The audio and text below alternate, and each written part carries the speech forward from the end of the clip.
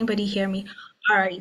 All right. Thank you so much. So, good day, everybody. My name is Priscilla, and I'm super excited to have you join us. Welcome to the Analytics Scrum or Agile program master class. Okay, so we decided to put up this panel session for you just so that you're able to understand, also you're able to pick the brains of some of the best agile project managers or scrum masters out there. You're able to understand the things that they wish they knew before they started a career as a global project manager or um, agile project manager. Okay, so that's why we're here this evening, and we have four amazing panelists, excuse me. And before we delve into the session, before we start to pick their brains, I just like to get a feel of everybody here.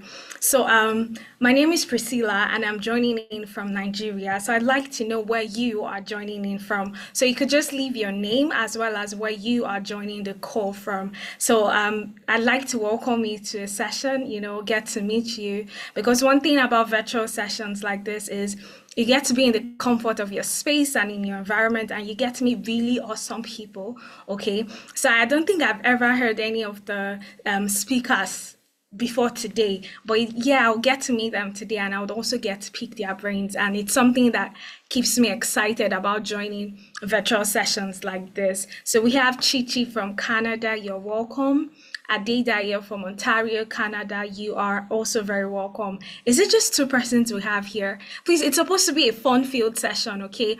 We're supposed to pick the brains of the panelists together. So you're supposed to ask questions as well. You're supposed to make it interactive as much as you can. It's supposed to be fun, okay? We're supposed to be having fun while learning. All right. So I can see some more people. We have Odunaye from Nigeria, Ishmael from USA, Alex from UK, Benga from UK. So you're very much welcome to this session today. All right. So yeah, on a scale of 1 to 10, I'd like to know on a scale of 1 to 10, what's your energy level like? For me, I think I'm on a 10, okay, because I'm going to be having fun today and I want you to feel the same way, all right? So just let me know on a scale of 1 to 10 what your energy level is like for today's session. It has to be like 10, 8, okay? Just let me know. Okay, Adidaya says 8. That's cool. That's interesting. Who else? Who else? Please let's keep it coming. Remember, it's supposed to be super interactive. Angela says 10. Yeah, that's my person. I'm on a 10 as well. So we're gonna jump into it. All right, we're gonna jump right into the session without wasting any of your time. I'll share my screen and walk you through how the session is supposed to go. So as soon as you can see my screen when I start sharing, you could just Ubong, please, you could just unmute to let me know that you can see my screen, or anybody could leave a yes in the chat to let me know that you can see my screen. So I'm sharing my screen now. And can anybody see my screen just yet? Can anyone Yes, see we my can. screen? All right. Thank you so much. So yes, welcome to our Agile slash project management masterclass. And today's topic is things I wish I knew before starting a career as a global Scrum or project manager. We've got really amazing individuals, and they'll be talking to us about these things that they wish they knew before starting a career. I guess that everybody here, everybody on this call, just like myself, is interested in the Agile project management tech career path, and you'd like to know the things that you should be looking out for and how you can get started. Okay, so I would also go ahead to give a brief introduction of who we are at Analytics and what we do at Analytics. Hi, Ubong. Please, just to confirm, can you still see my screen? Yes. All right, thank you. So I think I'm experiencing some kind of lag there. Okay, just give me a moment. Can you see this now about Analytics? Not yet. Can anybody see this, please? Hi, Ubong. No, not yet. No.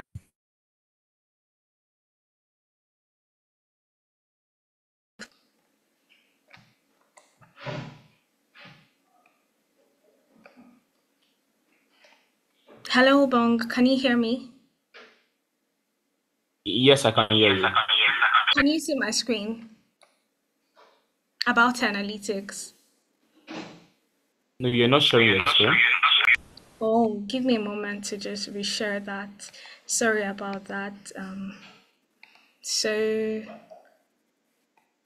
how about now? Can you see this now? Yeah, perfect. All right, thank you. So this session is brought to you by Ten Analytics, as you should know already. And then who are we at Analytics? What do they do? Okay, so at Analytics, we're a leading educational company focused on providing specialized training in technology skills and delivering comprehensive data consulting services. Okay, so we're basically like an edtech firm. We're an edtech firm, a leading edtech firm. And if you know what edtech firms do, they bring education to your doorstep. So we make it easy for you to transition into tech. And we've been doing this for over 4 years. And over 4 years, in these 4 years, we've been able to help over 2,000 plus people transition from the classroom into their first tech job across the UK, US, Canada, Europe, Africa, and Asia, just to mention a few. So basically, we're committed to making the technology sector more accessible, like I said earlier. And we have a pool of diverse facilitators and instructors that bring a wealth of experience into class just so that you get value and you get that experiential learning that you are looking for. So that being said, I don't know, I'm struggling to move this to presentation mode.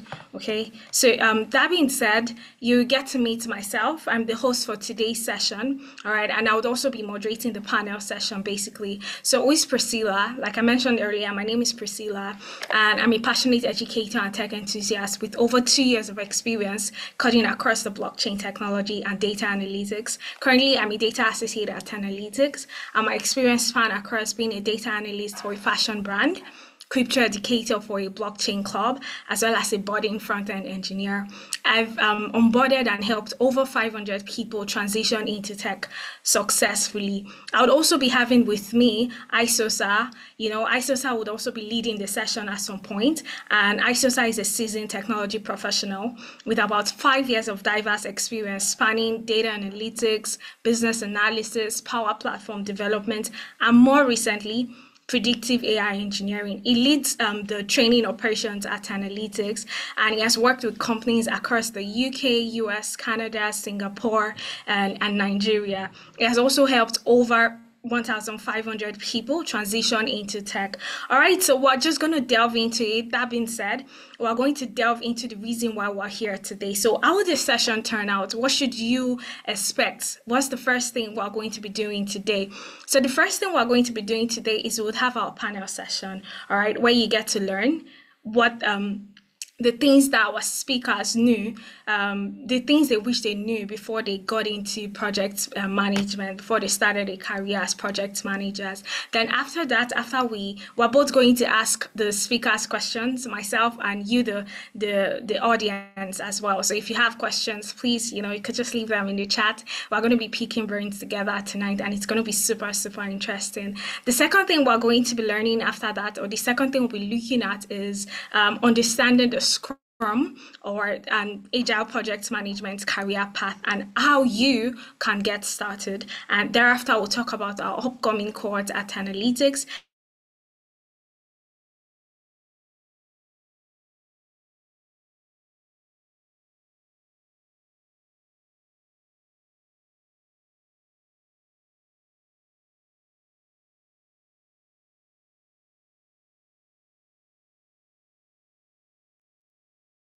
Hello?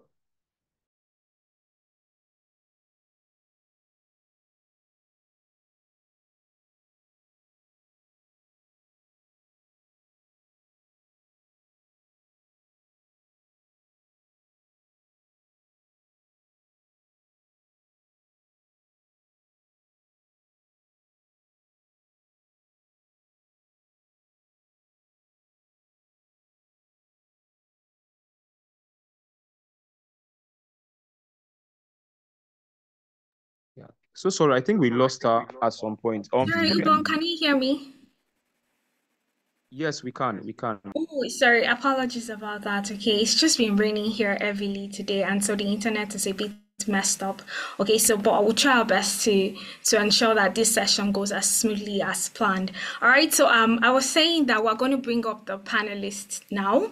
All right, we get to meet them. They get to introduce themselves briefly to us and also tell us about their background. So we have Abimbola, Oluwaponmile. We also have Tolu. We have Samuel, and we have John. So hi Abimbola, hi Tolu, hi Samuel, hi John. Please, if you can hear me, could you unmute and also turn on your cameras if you can hear me? Hi Tolu, good to have you here. Yeah. Hello Hi Samuel. everyone. Yeah, Hi, Hi. pleasure hi, to good be to here as have you well. here. All right, welcome and good evening. So I'm going to spotlight everybody.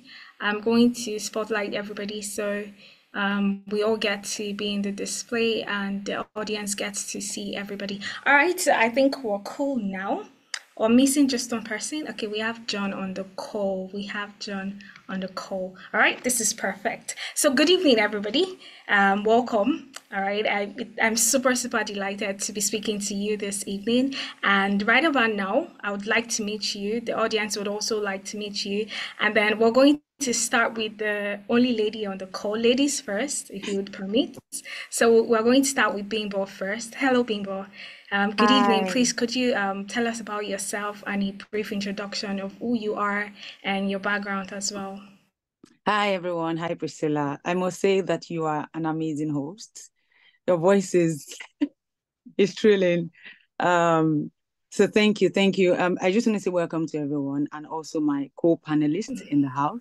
Thank you so much. So my name, as she has mentioned, is Abimbola Oluwaponmile, and I'm an Agile practitioner. I love to call myself Agile practitioner with over 9 years experience in various roles, such as Scrum Master, Agile coach, Agile delivery manager, program manager. I wear so many hats in the Agile space, right? I have successfully led Agile transformations and also managed high impact projects across industries. Presently, I'm in the fintech industries, but I've been to education, FMCG, financial services. Then my journey into Agile began after I transitioned from a degree in agronomy and crop science and moved into a career path that has to do with sales. And then I've had the privilege of working across 16 African countries and the United Kingdom, leading several teams and driving organizational improvements through Agile mindsets. Thank you.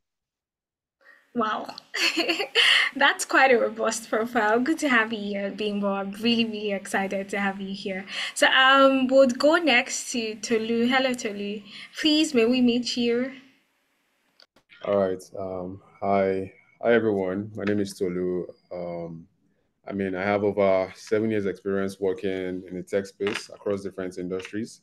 Um, I've worked in the ed tech space, the fintech space, logistics, identity tech, um, health tech as well, right? I currently work in a software as a service company that provides services for fintechs as well. Fun fact: I studied project management in school, so I feel like I'll be able to provide valuable insights. How I discovered project management and how I've been able to like grow fast in the space of I would say 7 years to actually leading a project management team consisting of over 30 individuals. So it's a pleasure to be here as well. Yeah. Yeah, good to have you here, Tolu. That's the first time I'll be hearing anybody saying they studied project management in Yeah, school. I Yes. get That's that a super lot. amazing. I Yeah. get that a lot. I get that a lot. Welcome, Tolu. It was accidental. I didn't apply for it. It just came to me, and which is one Wow. of the things I feel like I would share during the session. Yeah. Yeah, absolutely. Welcome. So we'll go next to Samuel. Hello, Samuel. Please, let's meet you. Hello, everyone. Hello indeed. To be fair, it was nice listening to, I think, Bimbo and Tolu. Very, very great panel we have here today. So personally, I'm Samuel. My background was actually in civil engineering. So I was in Nigeria at the Mm. time. I attended Covenant University, where I did my civil engineering degree. But in practice, I was more of a site engineer. So I realized on site, I was more of the managing situation as opposed to actually doing, AutoCAD and Revit and actually plotting the structures that we intend to erect. And so I enjoyed that part a bit more. And I was wondering what's going on? Why am I tilting off AutoCAD and the likes? And so I think that's when my journey started. So effectively, I've been in and around management, as a site engineer and such. And so I came to the UK to study engineering management because I really needed to go into this thing. Over time, the whole journey, I think I've done management for, I'll say 9 years, give or take. Been in like the IT space in the last, say, 5 years plus, just in different capacities as well. Scrum a lot. I've used a lot of Scrum, so the Scrum Master, Junior Scrum Master, and the likes. Where I believe my insight will really be is in the management of people resources.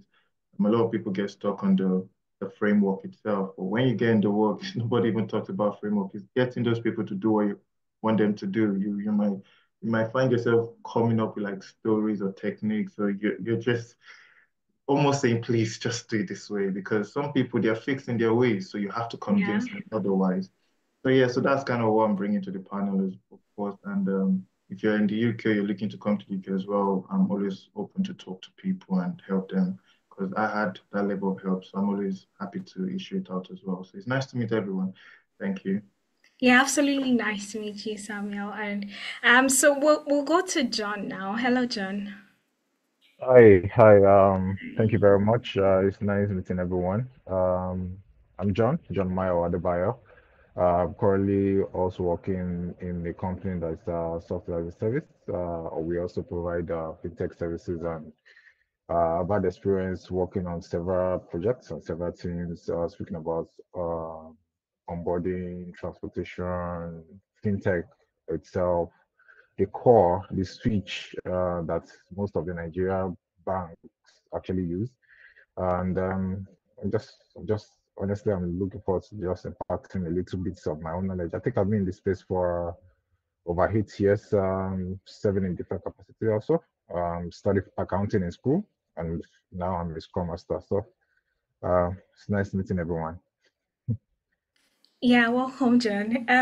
Tolu, I think you're the very odd one out, okay? Because Man, no, but I mean, see, everybody transition into project management. But welcome everybody. So I'm going to Mhm. start with Bimbo, but before I get into Bimbo, to the audience, I'd like to inform you to ensure that you have your notepad and pen because I have mine as well. Okay, I'm actually interested in starting a career in projects management. So I have my notepad and pen. I'm really, really eager to pick everybody's brain and I'll be super excited doing that. So I'm going to start with Bimbo first. So we keep hearing Agile, Scrum Master. Are they the same, first of all? What is Agile? What is Scrum Master? Are they the same? What are they intertwined? What are they used? And are they used interchangeably, basically? Okay, so I would say that agile. So if you look, let me use in a layman language, right? Agile is like when you use Venn diagrams to, I can use Venn diagram to explain it. So you have the major set and then you have subsets, right? So agile is the body, which has like different frameworks, and the part of the framework is Scrum. So basically, it's not supposed to be used interchangeably because agile itself is a mindset. So most people would say words like agile methodologies, agile framework, and all of that is actually not right in its sense. Agile is first a mindset, and then it has like different frameworks. And some of the frameworks, we have like the set likes of Kanban, we have the likes of Scrum, we have the likes of Lean, we have the likes of extreme programming. Is there anyone I've missed? Yeah, basically, so they're like different frameworks that make up Agile. It's not used interchangeably. It's not the same. It's just that every of those things you have to have that mindset in operating those framework, and which is the Agile mindset. So All right. basically, but I would say on this call, before we because it's a question that you asked first, I would say one of the learnings that you should go home with on this call is do not capital letter say agile methodology. Most times people would find if it's very cliche, like you find it so easy to just dive into it, say, oh, Agile methodology, Agile framework. No, do not make that mistake. The only thing that marries Agile, the word Agile, is a mindset. So always, even in an interview, always, you must stand your ground to make sure that you use Agile mindset instead of Agile framework or Agile methodology. So Scrum is All a right. framework. Thank you. Yeah. So I was saying Thank you Scrum so is a much for framework. that. So, Okay, go on. sorry, please Go go on. ahead. Okay, so I was saying Scrum is a framework. Except except you want me to go into Scrum, but that's the difference between the two of them. Okay. So, what would be your best explanation of who a Scrum project manager is? Because I don't want to say an Agile project manager anymore. Okay. Yeah. So a lot of people use Agile Project Manager, but remember, the reason why we started Agile is because we know that it's like we're changing a lot of things. We're changing people's mindsets. So a lot of people don't know it. I'm sure that Tolu, Samuel, John would confirm that when you go into an organization, they say, I'm recruiting Scrum Master. But when you get there, you realize that there is no Scrum anything in the organization. So when recruiters put it up and they say, I need Agile project manager, I'm like, okay, I don't know where this is, but I know I can understand what you want. You're looking for either a technical project manager, stuff like that. But I would say that I think I lost the question. Okay, the question is, what's your best explanation of who a Scrum Master or an Agile project manager Okay, is? so my best explanation of who an Agile project manager is first, you're first a project manager before you're marrying the Agile part of it, right? So if you look at the life cycle of a project, the life cycle of a project could mean that, okay, you're starting with the initiate phase, you're going to the define, you're going to the execute phase, and you're going to the closure phase, right? So if you are a Scrum Master, that's like the basic way to explain it. If you're a Scrum Master, it means that you have no 100% business in probably the initiate phase, probably the define phase. They bring you in on the execute phase because you're working with developers at that point in time. But if you're an Agile project manager, right, you will have to run through all the phases, but you're using an Agile mindset to run the phases. And what does Agile mindset mean? It means that you're using the 4 pillars, the 4 principles of Agile to run the phases. So you have that understanding to say that, okay, you do not need to you do not need to finish all your documentation before you start the project, right? So basically, it's more or less like you're saying that you're running through all the project, but you have an Agile mindset. That is you being an Agile project manager. But being a Scrum Master, you may necessarily not be involved in. In fact, business would have had all the meetings, business would have had all the documentation, business would have had they would have almost concluded to the point of just getting to the execute phase. So they bring you in on the execute phase. So you realize that most of the time the documents are ready, and then they just call you to come and manage the technical part of the project, where you get to manage the developers, you get to manage the BAs if possible. If the organization has a BA, you get to manage also the testers. I'm using the word manage because when you get on the job, you realize that you're managing people just even way more than you're running the processes or you're running the ceremonies, like Samuel said. So that's why I'm using the word manage, because you are more focused on people than just the project.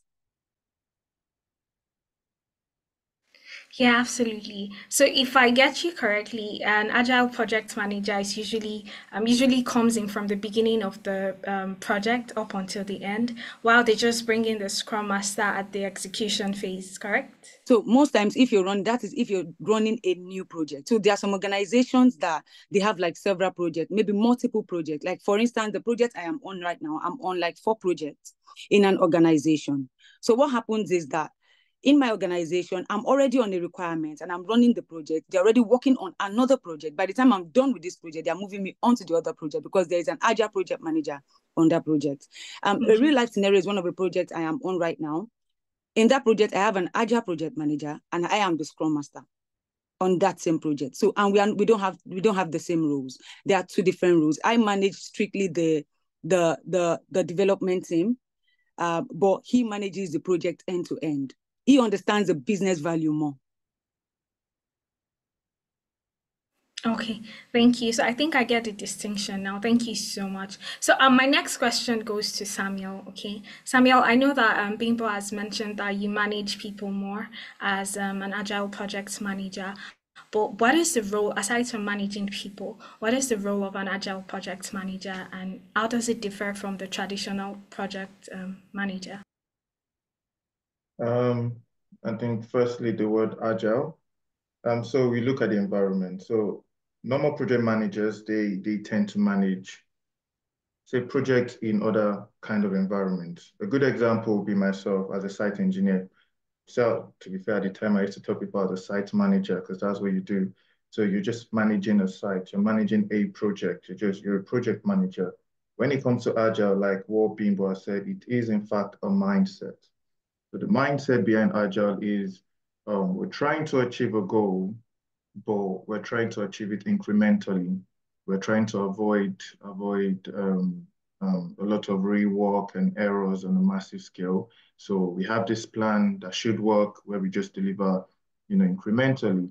But like she's also very well said, an agile project manager would go through the whole thing. So um, being an agile project manager, you're responsible for a lot of the project. You to be fair, I wouldn't be surprised if they have more documentation than the Scrum Master because they would, like the business case, the project brief, risk register, do everything. They have to really be on top of these things.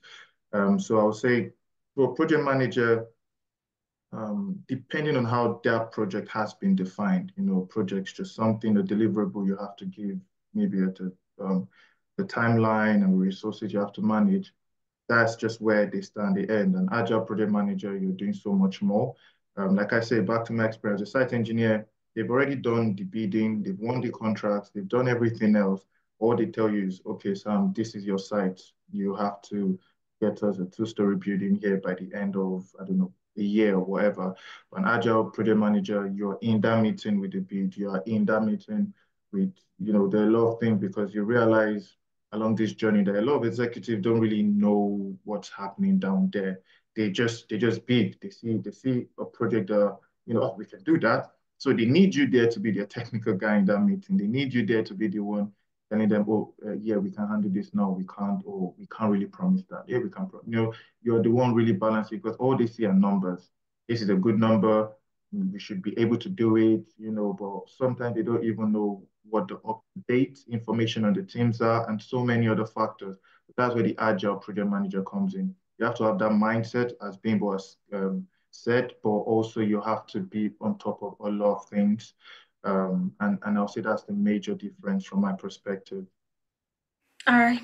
Thank you so much for that. So, just to the audience, please, if you have questions at any point, ensure to leave them in the chat. So I'll look at the chat every now and then to pick your questions.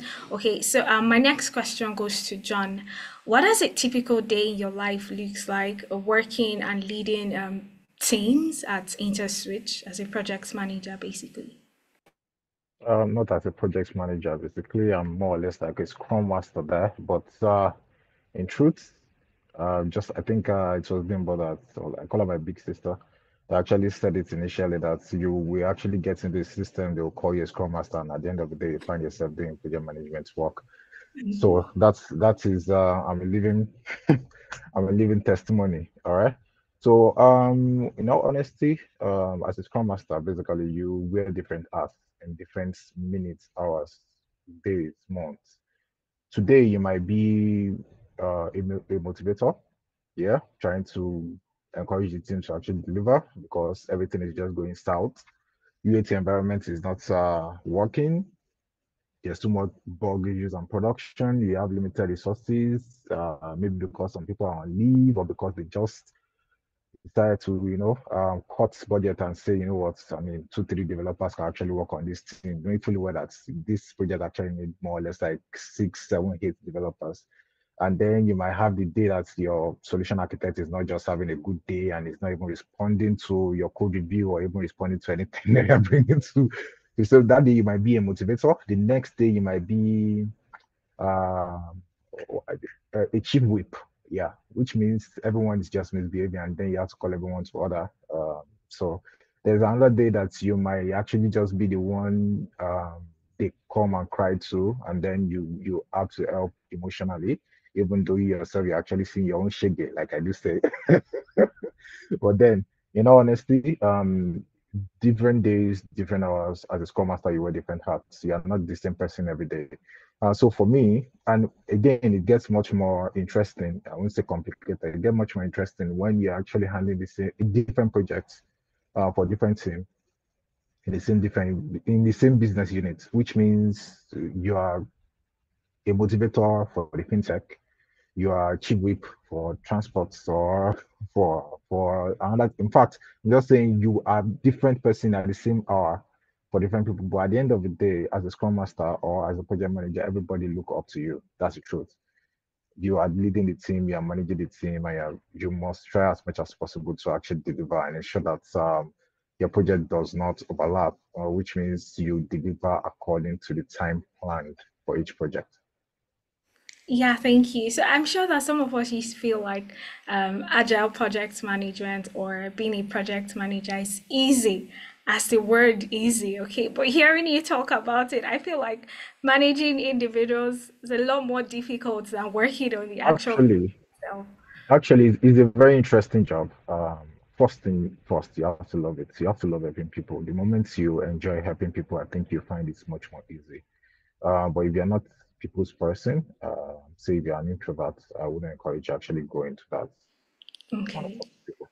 But if you are a purpose person and you feel like you have a huge impact or you communicate properly and people understand you properly, I think you do great as a project manager because it's very, very important you know how to tackle issues emotionally and you know how to actually properly communicate. Because truth of the matter is things will test you, Yeah. but then you just have to be strong for the team. Yeah.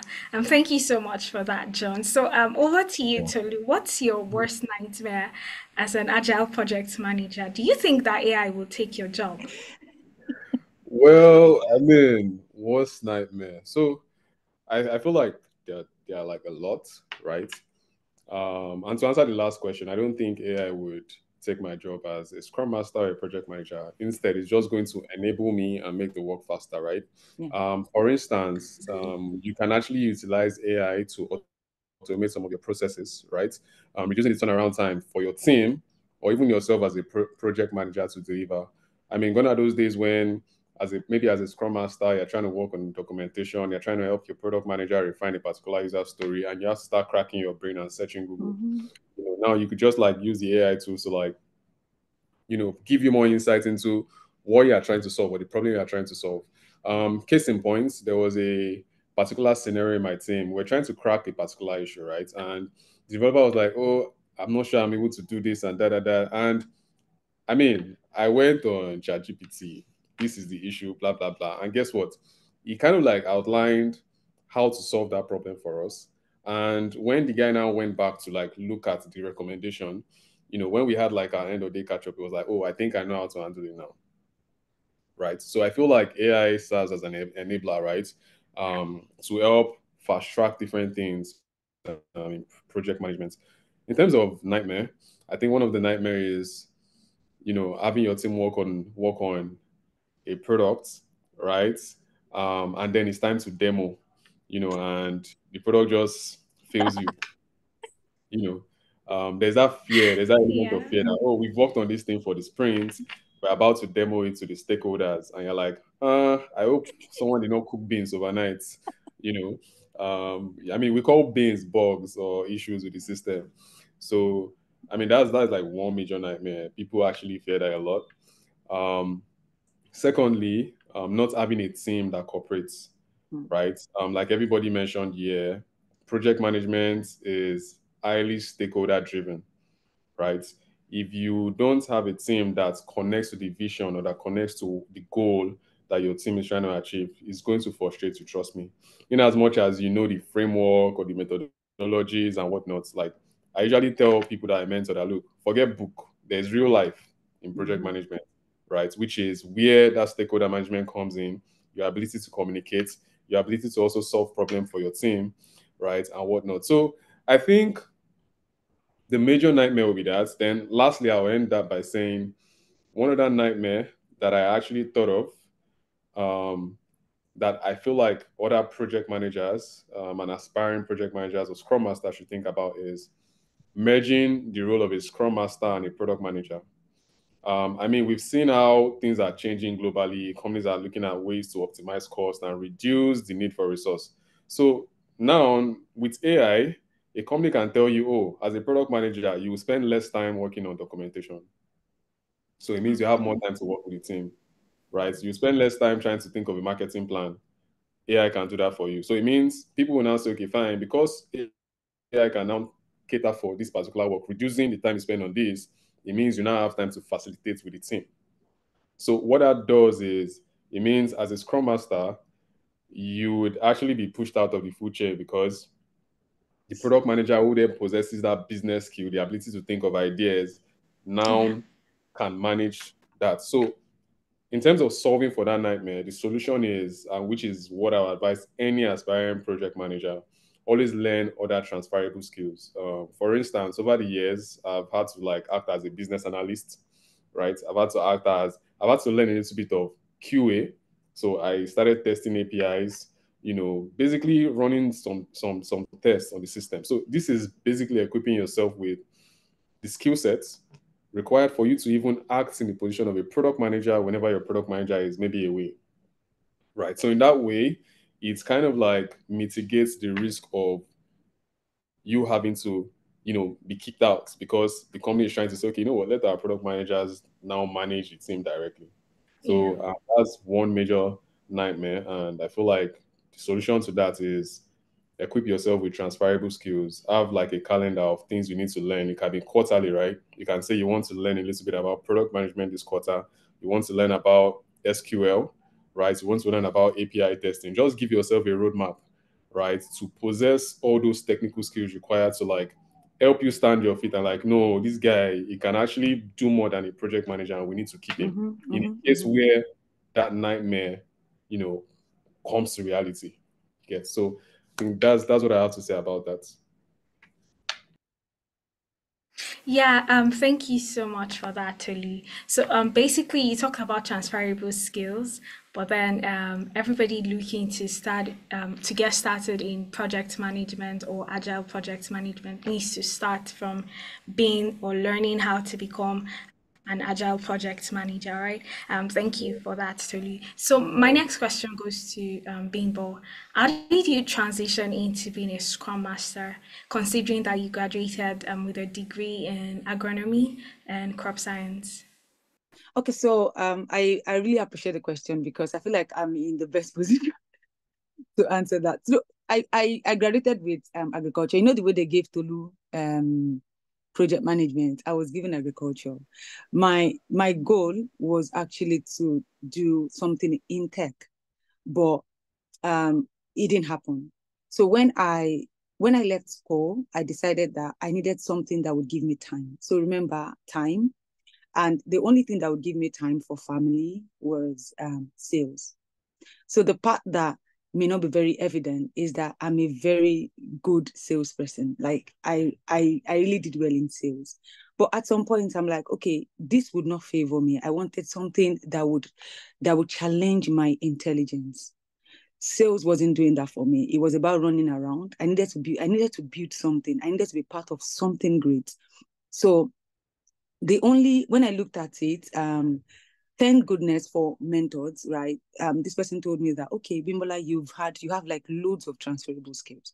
So remember, while I was in sales, I was very good at it technically. So it wasn't that I was just selling on the street. When I say technically, I could make the best slides in the world. I could, when it comes to Excel, I can use Excel very well. I could do my pivot table. I was already managing team. My highs and lows were on team management. I've seen the worst of team management. Part of the worst of team management also was that I used to be a very, very, I would not call it a very toxic manager. I used to be a manager that the only thing I want is results. I do not care who gets burnt. right, on the way. I just want my results. So now having to now transition into Scrum was totally different. And three things helped me transition. And I will go there. The first thing was, okay, I needed to get certificates. The second thing was I needed to get experience. The third thing was I needed a platform that would help me get the experience, right? So I started reading. First, I had to leave everything I was doing. While I was doing sales, I tried to read, I tried to study. It wasn't gelling. So for me, I said, it is either this or nothing else. So I had not written the certification at that time. Now, I'd not written my certification at that time. So what I did was, someone called me and said, there is a job, there's a Scrum Master role. Don't forget, I've been reading. I've been telling people I'm planning to be going to Scrum and all of that. There is a Scrum Master role. Will you fit in? Yeah. And then I said that it's something I can do. They said, okay, can you tell us what you have done? So what I did was I called the organization I've been working with. I called the developer there. Don't forget, I'm a salesperson. I sell tech stuff, tech products. Yeah. So I called the developer and I told the developer, can you tell me your project? Like the project I sell, the product I sell, can you tell me how you developed that product? So what I did was, he told me all of that. And then because I've been reading for Scrum, I began to marry what I have read with what the guy told me. So I was seeing my team members as my development team. I divided them into tester, I divided them into developers, I divided them into BA. So everything I've been doing, I began to marry each of those roles into Scrum. But I'd been studying, I'd been reading. Then I had a training platform. So that's why training platforms like Tenalytics is very good, right? Because it helps you marry what you have read and what the real life scenario is about. So I ended up, I got interviewed and I got the role. But one of the things that made me get that role was because I had transferable skills, like Tolu said. So I was supposed to meet with the stakeholders. The stakeholders were supposed to interview me. And they said something like, they needed to see what I've done, expertise and all of that. And trust me, if I had faced the interview, I don't know what would have come out of it, but one of the things that they requested for, they said the stakeholders couldn't meet me anymore, but they wanted me to do a slide in 1 hour. So they wanted me to do a slide of everything I have done in tech as a Scrum Master in 1 hour. So because I had presentation experience, it was easy for me to put the slides together. I still have that slide today. I must show the world that slide. You know, I had to put the slide together, and that was how I got the job, because they were like, no, the slide is so good. And that was how I landed the role as a Scrum Master. So there are three things that one needs to do. First thing is you get the certification. Two, and it doesn't have to be one before one or one after one. Don't forget, it was after I got the job, that was when I did my certification. I got the job this month. I used the salary to do my certification. But I had a training platform that I learned from, a training platform like Tenalytics. I didn't use but a training platform like Tenalytics would help.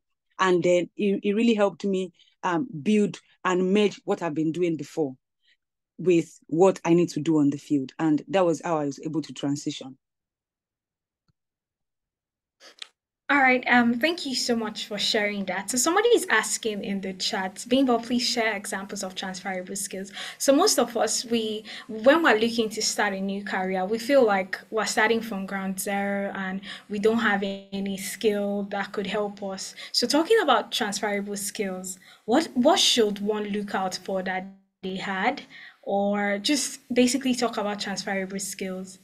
Okay, so when Just we few say, examples. yeah, as a Scrum Master, right, the transferable skill, I usually tell people the number one transferable skill that you need as a Scrum Master is management.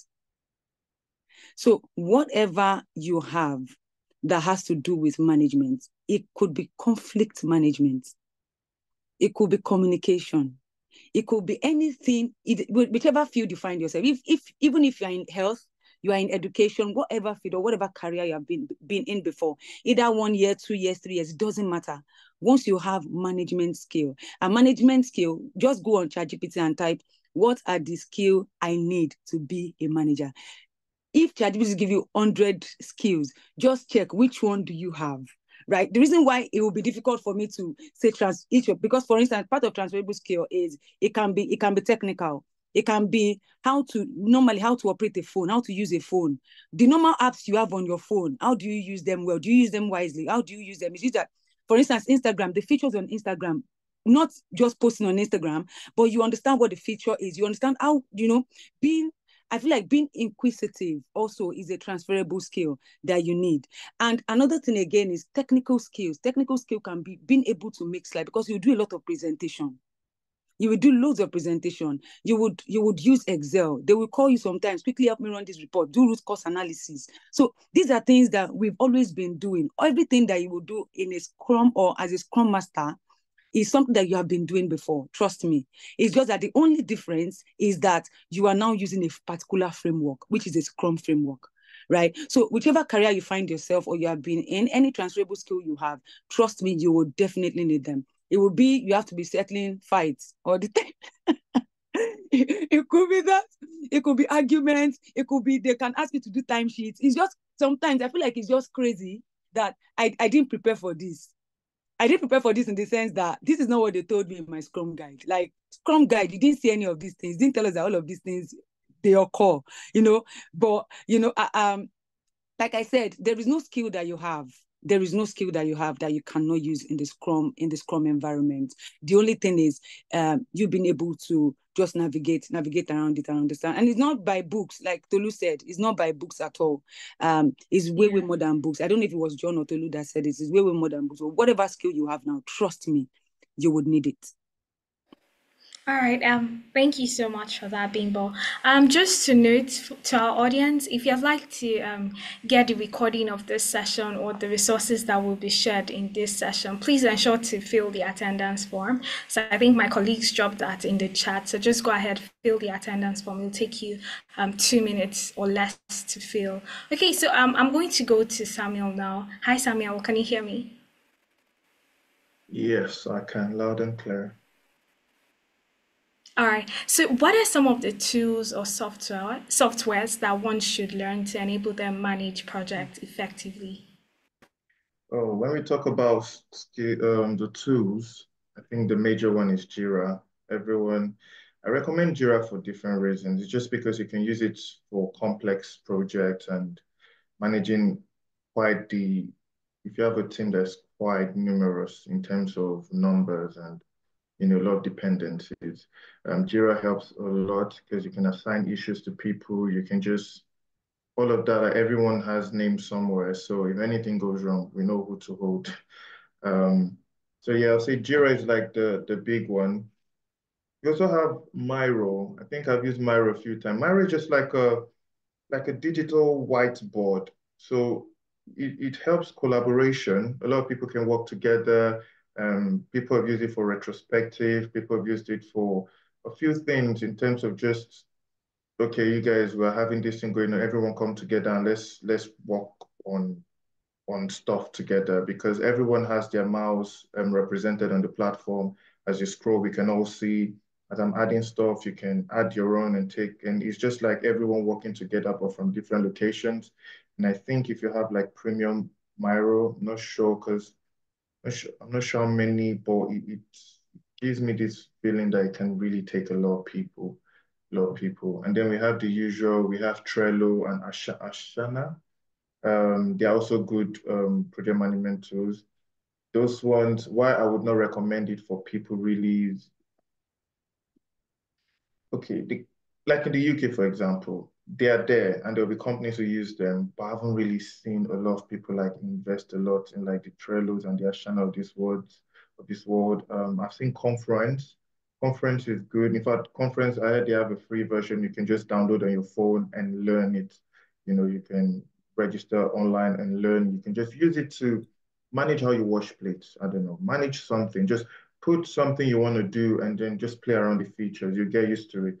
Conference, a lot of people use it too with Jira sometimes. You can use some of these things simultaneously. But conference is mainly for like small teams, I would say, and like documentation. You can really just be uploading documents and links, and a lot of things there. But I'll say for the major project management, It has to be Jira. It has to be Jira. Jira. So I had conversation with Jaguar Land Rover in the UK. Forgotten where their location. Croydon, no, not Croydon. Gaydon, yeah, Gaydon. So there was a meeting there not long ago, and I was there with a lot of their Scrum Masters. They all use Jira. And why I recommend Jira is if the big companies are willing to use Jira, they're talking about how, of course, you don't rely on one program alone. You use multiple programs. But Jira seems to be one that a lot of the Scrum Masters I met there seem to agree they use. I would say the only other thing besides tools is just methodology. I'm starting to see that a lot of methodologies are being put together now, so you're not just seeing Scrum or Scrum or whatever, you're seeing Kanban and Scrum, Scrum Ban or however they pronounce these things. And it's like everyone is trying to take the best of all worlds and put it together. So I would say besides the tools, it's good to learn the tools because from day one you'll be using tools. But the first thing you do, the first week will probably be onboarding, where they're giving you your login details and everything. And this the project management tools that'll be in front of you. So if you're learning, like, oh, I like what Bimbo said about the certification. In truth, the value of the certifications is in the knowledge it gives, not the paperwork you get at the end. A lot of people keep focusing on the paperwork at the end. Or it's like when you say I graduated from school, see my not really in Scrum. It's what's in your what do you know and how can you handle situations? Because at the end of the day, no two projects are the same. And even though they look the same, when you start, you realize it. Like I think it was John who mentioned people going off sick or the company deciding to cut costs. Oh, there's a firm somewhere in Essex, Malden. I was talking with one of their Scrum Masters last week, and he was saying literally they're changing people's contracts. A lot of people who are permanent staffs, they're trying to get them on contracts because you can easily kick a contract staff out the way. Why? Just because they want to save money. Because it's like a fridge. So it's a fridge kind of company, but they produce every little detail. They ship components all over. They have their headquarters in Germany and all of that. But in that conversation, you could tell like they just want to save money. So they're like, yeah, let's just mess with people's contracts. So you could have started a project thinking, okay, good. Let's do it again. It should be the same. And then you're hit with that kind of information. So at the end of the day, what I'm trying to say is understand how to apply the knowledge, be in environment and try to simulate that life. So use the tools, practice them, be of course on platforms like 10 Analytics, which I really enjoy this platform, little conversations I had. But the main value of the platform is not just saying I belong to this platform. It's actually doing something, working as a team. Just try to simulate what a Scrum Master would do and do it. So use the tools, use the terms, understand the methodology, and then you fit seamlessly into any organization. And that's where it's the tools are important. Though even the tools are important, but tools and the knowledge of the framework and like what I think Bimbo mentioned something about you have the skills, you just need to know what the skills are. So just the little things you do here and there, or you can even volunteer. In fact, for me, I've volunteered with AFB, so it's like an African for Black engineers. In fact, they encourage Black people. It's in the UK, of course, but they encourage Black people to come through. So find communities, find associations in your environment that you can just join and just manage something, just do something. So those are the three components. Like learn the tools, learn Jira. Jira is very important. I don't think I should be mentioning like Zoom or Microsoft Teams or Slack. I mean, those are communication tools, but I don't think you really need to learn them. Just connect. And I feel everyone should be able to just connect. If you're not familiar with them, of course, please do. But Jira is a big one, Jira, and it really helps you because I feel if you learn Jira, then you can adapt to the rest. And so Jira, understand the ideology behind the whole Scrum structure, and know when you're doing your review, when you're doing retrospective, when they say blockers now, impediments, don't be looking like, you need to just flow with the lingo, flow, understand what's going on. And then, like I said, just some form of experience. In fact, a bonus tip I'll just leave with people would be this. So I remember when I first came to the UK, I joined the church, just, normal church to, and then I just decided to help out and just help manage, like what they do behind the scenes and all of that. And then while I was learning my project management and everything, I realized, yo, I'm kind of doing a bit of these things in, just organizing even just 10 people to do something is that's a project because it's a defined scope, you have defined resources, and you have a timeline. So you're just like, okay, service is from this time to this time. This is all we have to do. You can even be an ushering unit or whatever, just something, just do it and then sell it to someone that this is what I'm doing. Use the Scrum lingos and all. Because I remember the pastor's wife at the time, and she goes, "Yo, Sam, you're managing well. See, if you ever apply for a job, just tell us. We would reference you." And when you just come into an environment like this and you're trying to get into, like, just get a foothold in the wherever you can volunteer, whoever can give you any form of reference that is from the UK helps. Because I remember then just I worked with Ministry of Works Nigeria and two private, by one even a foreign one in Nigeria and a Nigerian owned company, like three, I believe, were decent companies, all ready to give me referencing and all of that. And you go for some interviews and they're like, what is Ministry of Works? Or they are looking at, even when you say your uni is like, okay, now what? So you could almost tell that they want to trust you based on what's on your CV, but they would prefer to hear you speak as per just speak and show them what you can do and all of that. Because at the end of the day, you need to know what you want. Like you need to, it's like an actor who has never acted and you want to start learning to act on the scene. You're just gonna flop. But you need to learn how to do all that. Be the Scrum Master. I remember then I'll go on YouTube, life as a Scrum Master, life as a pro. Just watch these people and watch these people and listen to stories and you consume this thing so much. As a man think it's so easy. So before you know, you just start thinking, you start living it. When you're even having an interview, it's smooth. So I'll say focus on tools like Jira. And if you have time, you can learn Miro. You can learn, I'll say Miro and maybe Conference. But Trello and Asana, some people recommend it, but I've not seen it used a lot. So just focus on Jira, maybe Miro if you have the time. Um, know your framework, understand, and then be in an environment like this where you practice it. So you're not just going there with theoretical knowledge, and you just because they will find you out. Imagine you're saying, "Oh, where is the project?" Come on, you can't be doing that. So yeah, but that would be my advice to everyone. But Jira would be the main tool, I would say. All right. Thank you so much for that, Samuel. So, guys, I can see your question in the chat. Just keep them coming. We'll get to your questions. Meanwhile, ensure that you're filling the feedback form that's being shared by my colleagues. So, Samuel spoke about experience a lot. So, I'd like to ask John, what do you think is the role of project-based experience for someone that's looking to start a career or land a job as an Agile project manager or Scrum Master?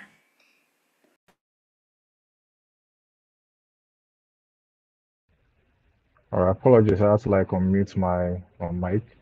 All right. The truth of the matter is, as the Scrum Master, you actually need some skills and some experience when you're actually trying to actually solve some situations. Say, for example, I think it was Bimbo that actually said it. You actually need to understand. You actually need to understand that you already have some skills, which you need to actually use as the base, your experience base or your experience foundation in order to actually work in an organization. Say, for example, stakeholder management. I think it was myself and I've forgotten the person I was speaking to yesterday, and I was saying that basically, as we all have, we are already a project manager before we actually start doing the job. So, for example, you decide to paint your room today, and then you sit down, you think about the budget, you think about how many paints buckets are you going to need for the room, and then you think about the color, And then you think about how many painters are going to actually work there. You think about the time that they're going to use, and then you think about when it should be done, and then when it should dry up, and then when you pack back into that room. Why doing all these things? You've already become a project person. Because why? You already started working on a project and then you permanently execute it. And who are your stakeholders in this instance? The painter, you yourself, you are the internal stakeholder. If you have siblings, if you have friends that are staying in the same room, they are stakeholders. Because then you have to communicate with them that, oh, look, tomorrow we are going to paint this room and then we are leaving this room tomorrow. You have to return in 3 days' time. Whether I like it or not, effective communication has already been done. And then they are expecting that in 3 days' time they will be back there. So that can be used as I've said, a base experience, which means even though it is not technical, but then it's something that you can use as a foundation for the experience. Another thing is problem solving. Um, in our day-to-day activity as a Nigerian, most especially, you are solving problems every day, whether you like it or not. You're a problem solver because you know how it goes in this community here. You know, from where you're thinking about how am I going to actually get petrol into generator and then ensure that I actually have this meeting done effectively, and then there's enough electricity, there's data and all. You're solving a problem. Right? It's about your family, it's about friendship, you're solving a problem. But most important thing is you need to know that you're actually a problem solver day by day. It's just how you need to fine tune it into how you are going to actually present it to someone. Like I'm saying it now is a layman language, but then if I'm to actually present it in another in another word, in a Scrum word, in a project management word, it will be another language entirely. So again, um, you need to actually have these little skills, attach them together, combine them together, and then you actually use them as an experience in executing your day-to-day activities as a project manager or Scrum Master. All right, thank you. So I think I'd like to ask you one question from the chat. It says, John, how do you deal with difficult team members? Well, that question is not specifically, but by numbers, what do we mean? That's to Difficult be team specific. members. Team Oh, members. difficult team members. Oh, ha. Well, it depends. The reason why I say it depends is this. If the team member is a solution architect, I'm sorry, you're in trouble. But if the team member is a developer, well, it's manageable. Say, for example, I joined a team last year, November, and apparently before I joined, they've been rotating Scrum Masters for the team. Nobody could handle the team. So, but based on experience and the years I've used, they had to like by fire by force, you have to handle this job. And then I went there. The product, the front end, and the solution architect, they are not okay. They are not friends. They don't they you know when one person says one thing and then the other person says another thing, and then the solution architect is not even saying the right thing and everything is just scattered. Yeah. So you have to pick it bit by bit. Firstly, you need to actually have a one-on-one session with every single one of them to understand their perspective, their point of view. Have a sit-down session with the product, with the front end. That's in my own case, with the product, the front end, and the solution architect. And then understand and try as much as possible to find a balance, whereas you find where everybody's having a problem and where everybody actually have similarities. And that is where you pitch in the piece. Okay. Which means, say for example, my product has a problem with my front end because my front end actually speaks too much. My front end has a problem with the product because my front end says the product always try as much as possible to bring down his work on production. And the solution architect, on the other hand, is saying, look, it is not my business. I don't like the product. I don't like the way she speaks. I just don't want to have anything to do with her. And unfortunately, or fortunately, we have people to actually uh, provide solution for. Okay. Stakeholders doesn't want to know what is happening in your team. Business Absolutely. doesn't care. you know, business just wants it done. Okay, so after I had a sit down session, a one-on-one session with the product, the front end, and the solution architect, I was able to actually discover that the major problem is bad communication. That's the thing. Everyone wants the same thing, but they just don't know how to present it. And then it was causing conflict. And I was able to actually resolve this by going into the retrospective And I just remember the very first thing was I had a one-on-one session. I tried to find the similarities and differences. I tried to find a balance. And then doing our retrospective, which is not the normal retrospective we do at the end of the sprint, I had to like call a special retrospective, physical one. I myself am working far away from the headquarters. They are in the headquarters. I had to like call a retrospective, physical travel down to the headquarters. And then we played games, we had fun, and at the end of the day, I had to actually just call everyone once again as a team, speak to them. Until today, there's been no problem anymore. And anytime there's slightly hiccups that there's going to be a problem, I see to it quickly and I kind of shut it down. So, for example, if the product is trying to say something and then the front end is trying to cut in, what I this sounds simple, but it triggers a lot when someone is trying to actually communicate, and then there's another person cutting them in between, and the other one is not properly trying to communicate, is not able to communicate properly. So I set a ground rule. So we have a work rule where everyone actually, before you actually say something or before you mute your mic, you have to raise up your hand, and then until your name is, unless your name is called, you don't speak, and that solved the problem up to 70%. So yeah, that's just one of it. I can go on and on and on. We have conflicts with external stakeholders. We have conflict with business itself. We have conflicts with internal stakeholders. We've had conflict with the MD. I can go on and on and on. So we have different scenarios and different examples. But the number one thing you need to do as a Scrum Master or as a project person is have a one-on-one session with every single person to understand their perspective. Do not side anyone and do not jump into conclusion, else you'll be sidelined and then your problem will not be solved.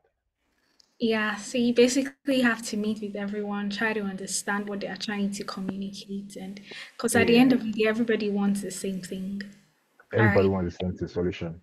Yeah, thank you. Hi, Tolu. Yeah. Seeing that you're big on mentorship, okay, what's your stance on mentorship for someone looking to get started as an agile project manager? All right. I'd say mentorship is very crucial, and I would say it's like I don't know how many of us know about cars. Yeah, it's like a turbo, right, to your career. I mean, what even got me interested in mentorship is I'm actually a product of good mentorship, right? Okay, Remember, I mentioned that I was accidentally, admitted into project manager. project management. I started doing my research. I didn't like the course as well. Started my first year with a love-hate relationship. Um, so afterwards, I started like reading about the industry. During my internship, I met this particular person who was working with a South African project management firm. They were like into project consulting, right? So I told him, "Oh, look, I like to learn about this thing and whatnot." So like that was the beginning of my love for project management. That was the beginning of the trajectory, that my career took in terms of project management. Because what I would have learned by myself in 3 years, I learned it in 6 months, right? Because this guy was just pushing me. Like, fun fact, I started with construction project management before I moved into IT. So this guy was always like, okay, do this. So I was literally the one, handling most of those things. So I got to know about the methodology, the tools and techniques, working with the stakeholders. Luckily for me, the project was a big one that consisted of people from different diversity, like Lebanese, people from different regions. So it also involved learning how to manage stakeholders from with different beliefs, right? Um, and then moved to the next stage of my career. I also went through the same method, seek for mentorship within the organization. And that person wasn't just my mentor, she was also my sponsor, right? Sponsor is literally someone who helps, who talks about you in the organization, blows your trumpet that this guy can do this. So she made me believe in myself. She made me learn about business analysis, made me learn all those transferable skills. Um, and guess what? She was literally the one that recommended me for one of the jobs, you know, one of the roles I actually occupied that now like was like a times two promotion for me, right? So that's also another importance of mentorship. So mentorship is very important because it would actually help you grow faster in your career. right? If you have a mentor in the field, right, what that just means is that you are basically not starting from an entry level per se, because Yeah. your mentor is telling you to do. These are the frameworks to follow. These are the processes to follow. These are your handle stakeholders. So, for instance, I have mentees who we have like sessions where they're like, "Oh, I experienced this at work today. What should I have done?" Stuff like that. So, having a mentor to discuss such a thing with makes it easier for you, right? Because obviously you would have passed through that particular experience. So, I mean, someone asked John, "Oh, how do you deal with difficult stakeholders?" Right? Just Yeah. imagine that person now express the issue at work and just calls you like, "This is what this guy is doing," and then John says, "Oh, do this," and then you're like, "Oh, it worked." So mentorship is very crucial. It serves as a fuel to your career. It serves as a turbo to your career because you're not reinventing the wheel. And the good thing is, if you are specialized in tech or IT project management, getting a mentor in that field helps you because it's also a turbo. They can tell you, "Oh, these are the mistakes I made. These are the things I should have done better. These are the things I feel like you should do. These are the skills I feel like you should learn." Right? Um, so yeah, it's very important to have a mentor in the field. You can choose to have, and again, you can have more than one mentors, right? Depending on um, how you want to be diversified, right? Because these mentors also have like different experiences. Like you can tell, even the panelists, we all work in different industries, even though we have some in common. So being able to like pick, one or two lessons from them as well would help grow your career. So I've also seen it work for different people. I've mentored a couple of guys that I know actually got roles that they were not ready for, right? That's also the tool of mentorship, and importantly, training, right? Which Analytics is also offering. Like I mentioned earlier, I moved from construction, right, where I was basically doing water for this one must finish before this one. I knew nothing about, you know, the agile methodology, right? Or the agile mindset, right? All I just knew was, oh, we need to do waterfall. This one finishes before this and that, right? So the step I took was I first off learned how Scrum works. Then I learned what software development lifecycle is because you need to also understand what you're trying to manage, right? So the foundation for me was learning about Scrum, being able to at least apply that in any project I find myself, take up voluntary projects. I think I saw in the chat that the analytics offers like um, projects, like real life scenario projects that you can work on, which is also a very good thing that they're offering. Take up those projects, add it as part of your portfolio, look out for jobs. So when they say, okay, tell me about a time you've worked on this, you're like, oh, okay. With analytics, I worked on this, and this was how, So, I mean, that was how I was able to transition basically. And again, the importance of good mentorship cannot be overemphasized. Like you need a mentor to help fast track, the growth in your career. You can't do it alone. I mean, you can as well search online and see all those things. Fine, they can give you that information, but a mentor helps you structure everything, refine everything you would ever find online because they've been through that experience before. And with that, I feel like you would have a successful career as a project manager or a scrum master. Sorry, thank you for that. So the place of a mentor cannot be overemphasized. Okay, I share that ideology as well, and I believe that too. So I'm just going to. I think I have one more question before we close out on today's session. So Bimbo, based off your experience, for somebody just starting out, certification or experience, which would you choose, or which would you recommend to anybody just starting out?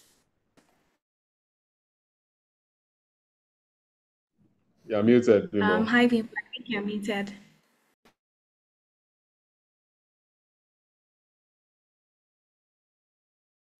So one terminology that you should learn today is the terminology of you're muted. Yeah, you say that all the time across.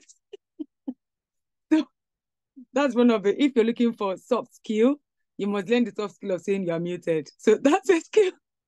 All right. So I was saying that let me use this scenario as an example. I think that one of the challenges I faced when I was transitioning is that I didn't have real life experience of what of the role I am going into. Remember, I said that okay, I had management experience, but I didn't have real life experience. And let me tell you what real life experience does to you.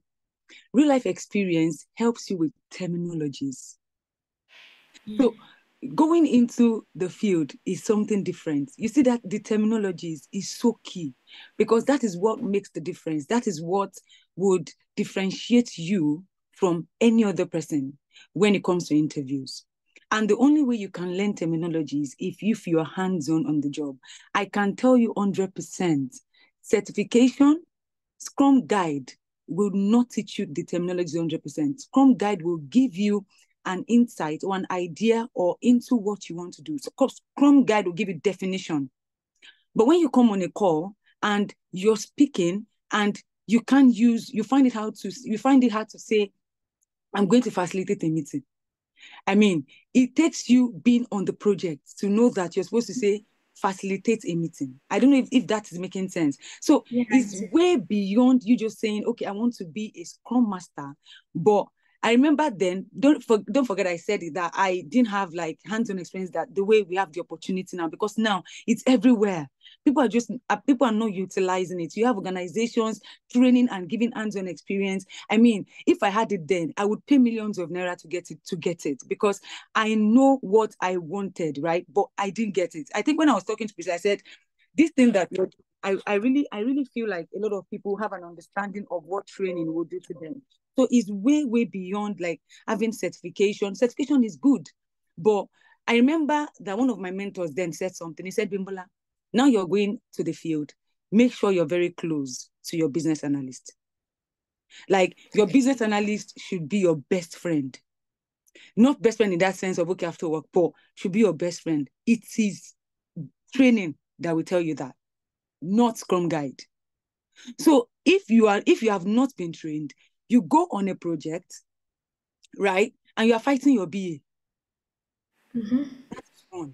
So you go on a project, right? There are plenty things that would show that you're actually not a Scrum Master. There is a lot. Now, let me give another example. And it is only training that can give that to you. You go on a project and you are the one fronting. You're speaking too much. That's not your role. You're not the one that is supposed to be fronting. No. You need to allow your development team shine.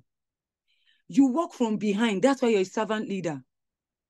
It is only training that can give you these things. Not Scrum Guide will not teach you. Scrum Guide will only tell you, okay, you are a servant leader and all of that. But when they say you're a servant leader, yes, I know I'm a servant leader, but do you know what servant leader means? Right? Scrum Guide will tell you that you are supposed to remove impediments. Right? But when you're on the field, you are not actually supposed to remove impediment just like that. Your team will remove impediments first. When they cannot remove the impediments, then they come to you to remove the impediments. Only training can give you that. So the fastest way to transitioning into the role of a Scrum Master is not just by the certification, is by getting trained. And way beyond training is you having a project that you're handling. As you're handling the project, you're having discussion, you're reading. As you're reading, you're marrying the training. It will give you a robust understanding of what you're going into. So it's way more than just, it is not Scrum Guide that will teach you that you need to, there's politics when you get on the job. Scrum Guide won't teach you that. Scrum Guide will not tell you that your stakeholders are actually playing politics and you are the one that they are using to, you are the ball that they are playing back and forth. So I am telling you 100% because if you go to trainings like this, let me tell you something that happens on trainings like this that most people may not have an idea of. When you go for hands-on trainings like this, what happens is that it is wired. There is a way it is wired to, in a way, frustrate you to bring out the best out of you. So it's not just about you saying, okay, I am doing training. No, sometimes you're trying to reach out to your stakeholder. That is even internally. I'm using that as an example. You're trying to reach out to a stakeholder and the stakeholder is not answering you. There is a coach. There must be a mentor telling you that when you're trying to reach out to a stakeholder, use this method, right? You need to build a relationship. Scrum Guide will not teach you that. So the way to transition is way beyond just the certificate. It is that you need to get trained. You need to be mentored, like Tolu said. You need somebody to hold your hand to say, you can do it, right? So that you don't fall prey of all of these another example again that I will put is you have a developer, like John was talking about, when you're working with a team that is very difficult to handle. When you have been trained, right, you would know that, okay, you should listen to all of them. There is no place in Scrum Guide that tells you that, okay, you need to make a call, like call them one after the other. No, experience will teach you that. And the way you get that experience is through training and mentorship. So certification is good, but trust me, training is key. Very, very important. Thank you. Thank you so much, Bimbo, for that response. I think I'm really excited about that response because you really hit on training and mentorship, and I mean that's what we're big on here at Analytics. So all of the way we train in such a way that all of our projects, all of the case studies you are working on, they give you this real life experience, all right? And then we certainly have mentorship going on and on for all of our participants. So thank you so much for that response. So I think I have just one question for everybody, and then we'll just pick it one after the other.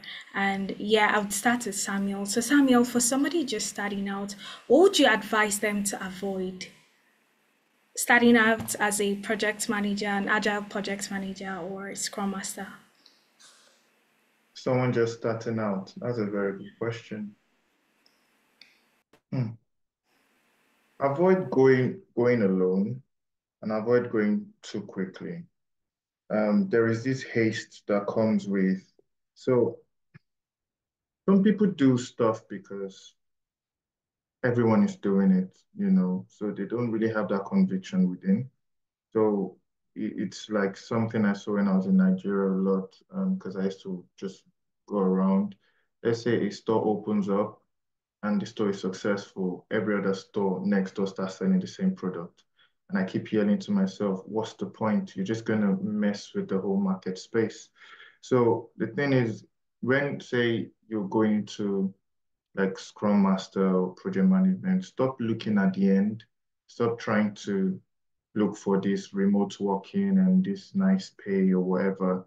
Just focus on what you have to do now. Don't make the mistake of, for example, you could start in an environment like 10 Analytics, you don't even attend all your classes, or you're just trying to get to the end as quickly as possible so you get the role. People just trying to jump the gun. It's calm down. It will happen. What's more important is that you go into that space prepared, as opposed to just going into. I know a guy who went into the IT space and was kicked out during his probation. He's somewhere in Chelmsford now. Like you maybe learn all the terms, but like what people say, you don't really understand the the experience, the practical part of it. You just go in there, you know, you'll be found out, simple things like Jira or just the Agile framework, like what Tolu was saying earlier. Because, even as a project manager, or even not even a project manager, you're using those waterfalls, you finish one, you start another, all those processes. You may not even know you're learning it, but you're doing it. Such that if you enter into another waterfall space, you will just realize that you're flowing. The same way, as a Scrum Master, you need to be in the space where it's being done. So try to go through the process. If they tell you it's going to take a few weeks or whatever, just go through it. Like, jobs will not finish. AI is not going to take our roles. Just don't worry about that. Be calm, study, apply yourselves, and go through it. And another mistake. So that was the first thing. Like, so don't rush. And the second one, where I said don't go alone, is literally what was talking about mentor. Polo really talked about mentorship. Mentorship has been so important. My goodness, you need someone. So there are two parts of mentorship here. There's the mentorship of, because I have a guy who is like 30 years or something ahead. So he's that guy. Even the other day I was talking with him, he's doing a course that costs like almost £5,000. And I'm looking, I'm like, sir, you're where I want to be, and you're still pushing ahead. You're taking this bar even higher. He propels me forward. He propels me higher. So you need that level of mentorship, but you need another level of mentorship where it's someone who is maybe like on your level-ish, just someone who is like a year or two ahead, someone who you can just say, what are you guys using in your company right now? Or what's happening right now that will be maybe more up to date, or something about like something really you want to know quickly because I refer to the other guy when I have complex projects or stuff of that nature because he is like a consultant at the moment. But you need someone who would hold your hand through the journey as well. Like don't just go into a space like, okay, take this 10 analytics platform. I would suggest you try to be close with, say, your tutors or other people. Try to create a network around just so you know, okay, we're building together. Because you also need people who are on your level that are going forward. It's like when you're in school, sometimes you don't feel like reading, but you see the other guy reading, and then you start reading, or you see just so it's that team group mentality. Because personally, a mistake I made at the early stages was I just knew I wanted to do this thing because I went through a lot of process too. I think one thing people suffer from is never knowing what they really want to use their life to do. They just do what was before them. And it's fine, until you figure it out, you have to do what your hand finds doing. But for me, it was like I found this thing that was so mean. I didn't even care what anyone had to say. I was just doing my thing. So I wasted a lot of time. I remember my first interview. Oh my God, I didn't even know what a sprint was. It was bad. Like I knew what it was theoretically, but when they applied it in the question, my theoretical knowledge could not match the question. I was trying to. That brings me to what Bimbo said earlier, where she's like, the experience is so important because it's like learning the word articulate. You might know the dictionary meaning, but people are not going to be referencing the dictionary meaning. They're going to be using it. They could just say, oh, Bimbo, articulate your thoughts now. And if you're still in the, oh, articulate is to, yeah, you know, so it's about taking your time where you are, but going through the process. Don't rush it. And then building a team of people like minds who will propel you forward always. And then, of course, having a mentor, just someone who's going to like, don't make the mistake of going on this journey thinking you can do it alone or rushing.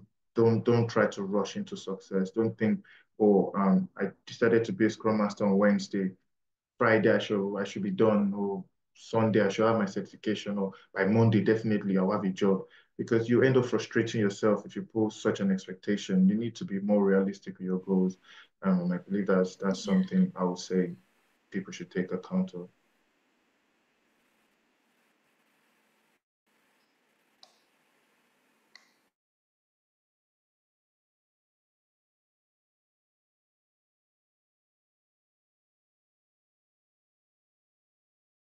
All right. Thank you for that, Samuel. I think Priscilla might be having some issues with her bandwidth.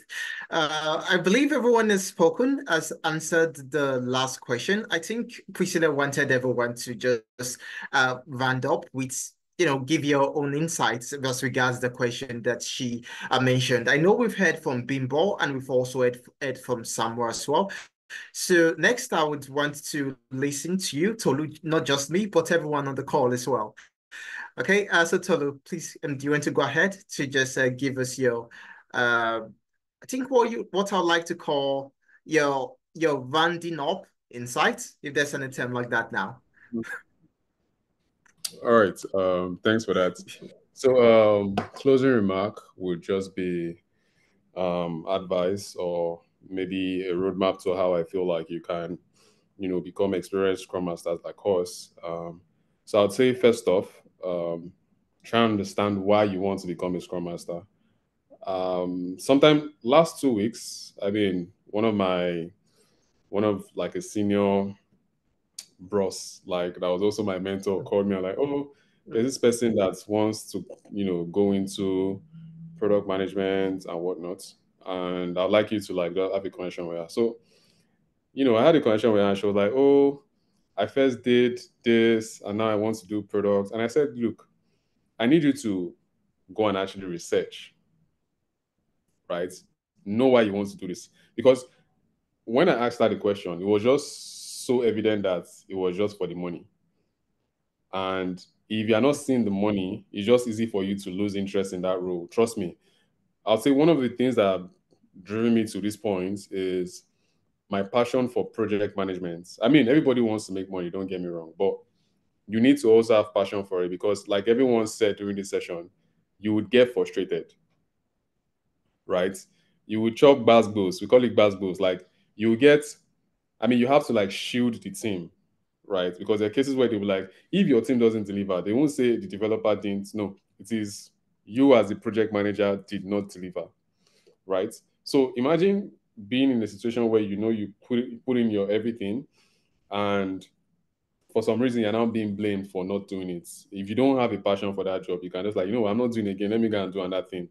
So most importantly, I don't want you guys to make the mistake of, having to start jumping from one thing to the other. And I believe you are here because you are interested in project management. So I'll say have passion for the role.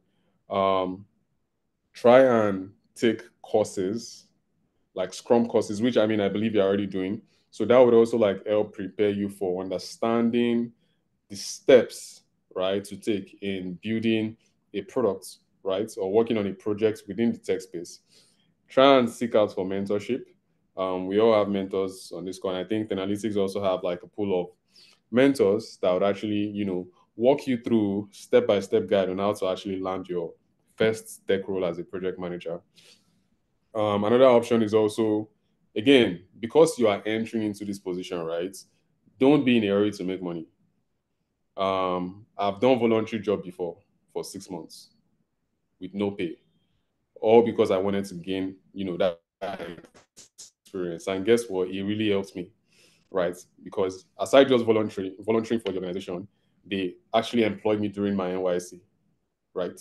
So that is story for another day. So another point again is don't just rush for money. Some of us are like, oh, I've not gotten a job, and that's because, again, be fair now. Like you just finished learning, you don't have any tech background, right?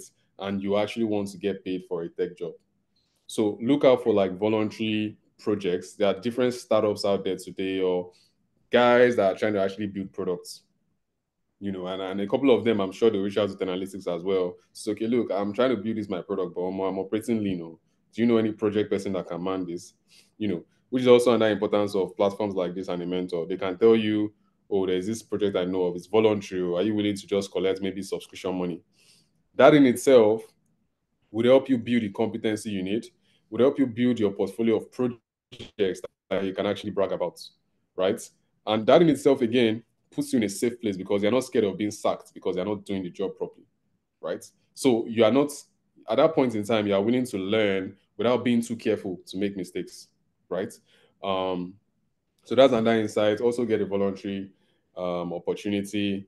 Again, try and learn from your team members, right? Because as a project manager, you are basically working with different cross-functional teams. And the mistake some project managers make is focusing on, oh, should be my own is just to ask for timelines. And I mean, some people call them timeline project manager because your own is just, have we done it? No. You need to also understand their pain points when they're telling you, oh, man, this thing is not, you need to understand. So try and at least know what they are doing. Like someone said, have a one-on-one with your team. Oh, you're into front end. What does your work entail? What's really frustrating about this, your work? Oh, you're into back end. How does it connect to this project we're working on? So know where their inputs comes in the project so that you know how to also deal with things emotionally with them. Um, yeah, so know about your team, try and learn transferable Okay. skills. Problem solving is very important. You would solve problem as a scrum master. Like again, she said like you're like a servant leader, right?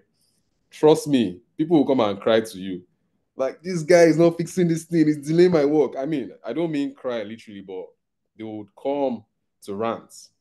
And you need to be able to solve that problem without saying, Mr. B came to meet me to say you did this. No, you need to have emotional intelligence to be able to deal with scenarios without creating enmity between two people. You don't want a case where someone feels like you went to report me to this guy. Like there are several ways to handle it. It could be, oh, I was having a connection with this guy and I figured there's one thing holding him more. I think you can help him with it. That is even from saying, this guy told me that you have not worked on this thing, or yeah, go and work on it. So Yeah. you need to learn emotional intelligence. You need to learn stakeholder management, right? Very important. So I think I'll conclude with that. I feel like with that, those are like the basic things um you need to do. Then join a community like the analytics, like I said, because communities like this would also share opportunities where you can grow, when they have vacancies and stuff like that. It helps you grow basically. So I think I'll just end with that and you, Mike. Thanks. All right. Thank you very much for that, Tolu. Things I picked from what you said. Number one, of course, you want to get mentorship, so get a mentor, learn the skill. If you don't have the skill, then what are you even doing? Okay. Mhm. And then Mhm. number three, you want to ensure that you are ready for basketballs. Okay, I believe I Yeah. got that correctly. Yeah. Okay, yes, and being able to mitigate issues. Thank you very much for that, Tolu. John, I would like to hear from you as well. All right. Thank you very much. For me, I wouldn't say much, but I'm just going to say one or two things. Firstly, I need us to understand that because I know we've been speaking to Scrum and project management from the point of tech, IT as a whole. Myself, software as a service, Toulouse, software as a service, Bimbo, also in fintech, then somewhere. I need us to understand that you can be a Scrum Master or Agile Project Manager at anywhere, any company. It might be because I have, say for example, I have a mentor that's working in Nike as an Agile Project Manager. Not the technical aspect of Nike, not the developing phase, but basically those that make the sneakers. You know, I have mentors also in Toyota that are also practicing Agile Scrum, not even Agile project management now, Scrum, and they are using the Agile mindset to actually deliver.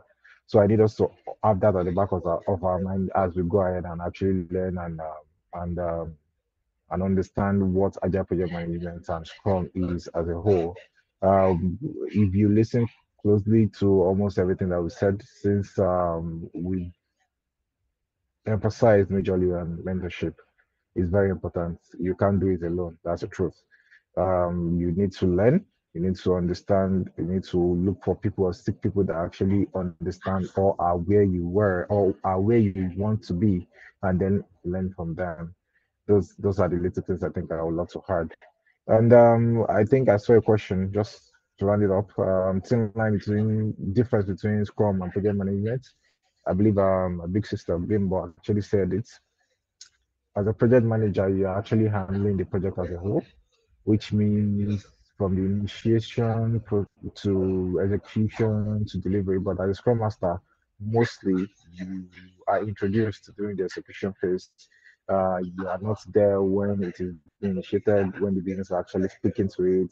You are basically there to actually just ensure the developers, it might be the engineers now, it might be the software engineers, or plant engineers, or even bricklayers are actually working, and then you try as much as possible to close that according to the plan that has been set there. So I think that's about it from me. Thank you very much. Okay. All right then. Thank you very much, John, for that. Thank you, everyone. This has been great. I've been listening in from the back end. Of course, now I just came to the front end just within the last couple of minutes. Okay. So Priscilla has been handling everything, but I've been listening in. I've learned a lot. I've worked in various Scrum teams across my career, but I'm not a Scrum Master, okay, or Agile project manager. So I have lots of experience in relating to data, but I've been able to learn so much today. And I want to thank you, Samuel. I want to thank you, Bimbo. I want to thank you, John. And of course, I want to thank you, Tolu. I learned that I need to be ready for basketballs if I want to be, if I want to be, if I want to go into agile project It's what we management. eat every day. Yeah, like we eat it for Okay. breakfast. All right then. Thank you very much. Thank you very much. And we really, really do appreciate you taking out the time to join us today. Thank you once again. Thanks, everyone. All right then. All right, thank you. Thank you, Thank everyone. you, everyone. Thank you so much. All right. So we've been able to listen to the professionals and we've heard them speak about Agile and Scrum, Agile project management. We heard about being a Scrum Master. We've heard about several things. All right. But before we move over to the next phase, within the next couple of minutes, we'll be done. That's sure. Okay. But something I want us to do, something I want us to ensure that we do. If you've done this before, you want to maybe have an iteration now.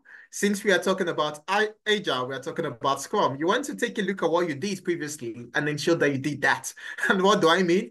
You want to fill the attendance form.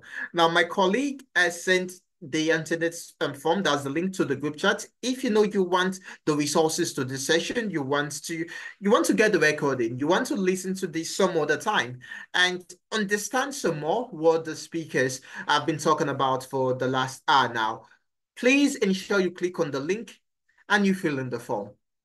Okay, click on the link and fill in the form.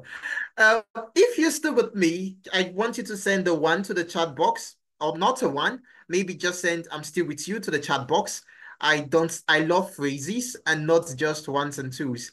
Okay, so if you know you're still with me, you're still in the session, just send "I'm still with you" to the chat box. And of course, we'll move ahead. All right, thank you very much, Lola. So Lola is still with me. Who else is still with me? Okay, so I'm still with you. I am still with you. Great to know that you're still with Aisha, sir. Okay, so I can see I'm still with you. Fantastic. Thank you very much, Faith. All right, thank you, Zainab. Thank you, Edna. Good to know that you're still with me. Now, I'm Aisha, sir. Aisha Sagbamaho. And I'm sure you got to see my profile at the start of the session.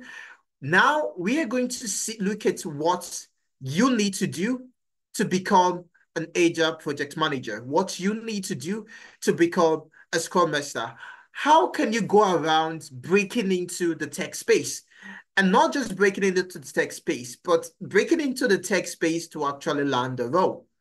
Because of course, at the end of the day, most of us, we want to make the Benjamins. And when I say Benjamins, I'm sure we know what I'm talking about. Okay, so we know what the Benjamins are, I believe. Anyone knows what the Benjamin? When you say Benjamins, do we know what I'm talking about? Anyone knows what the Benjamin is? Okay, fantastic. Yes, money. So that's still one of the reasons why we are looking to make a transition into tech, because we want that path, we want that career that we know we're shown to the things that we are sure of having high rewarding salaries. We have good work-life balance. We no longer dread Mondays, and we are happy. I think that's one thing. Okay, we're happy. So what do you need to do for you to get into the space? I'm going to show you that very quickly.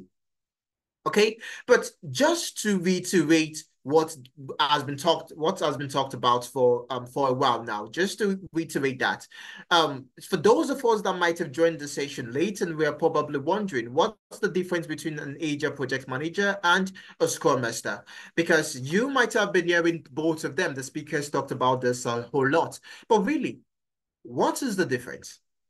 Now, an Agile project manager is like your traditional project manager, but a project manager that has the agile mindset. That's not doing things in a flexible manner. You know what? Let's leave that. Let's use an example that I will understand, that you will understand, and that everyone on the call will understand. Just in 2 minutes. All right. As an agile project manager, something you're going to be doing is that you are going to be washing clothes in a different way. Stay with me. I will explain what I mean. Now, we know the way we wash clothes. So you have the washing machine, you wash your clothes, and then you go ahead to rinse. And then after rinsing, you do what? You spin, and then after spinning, you dry. All right? You have to do one before you move to the other. That is what waterfall is all about. The fact that you have to wait for step one to be completed before you move to step two. As an agile project manager, you get to wash, you rinse, you spin, and you dry all at the same time.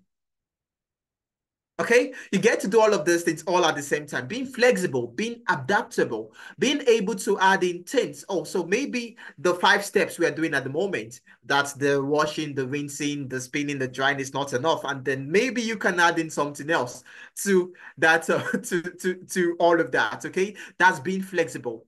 And then of course, we have the Scrum Master. What does the Scrum, who is the Scrum Master? What does the Scrum Master do? The Scrum Master is more involved in the execution of the project.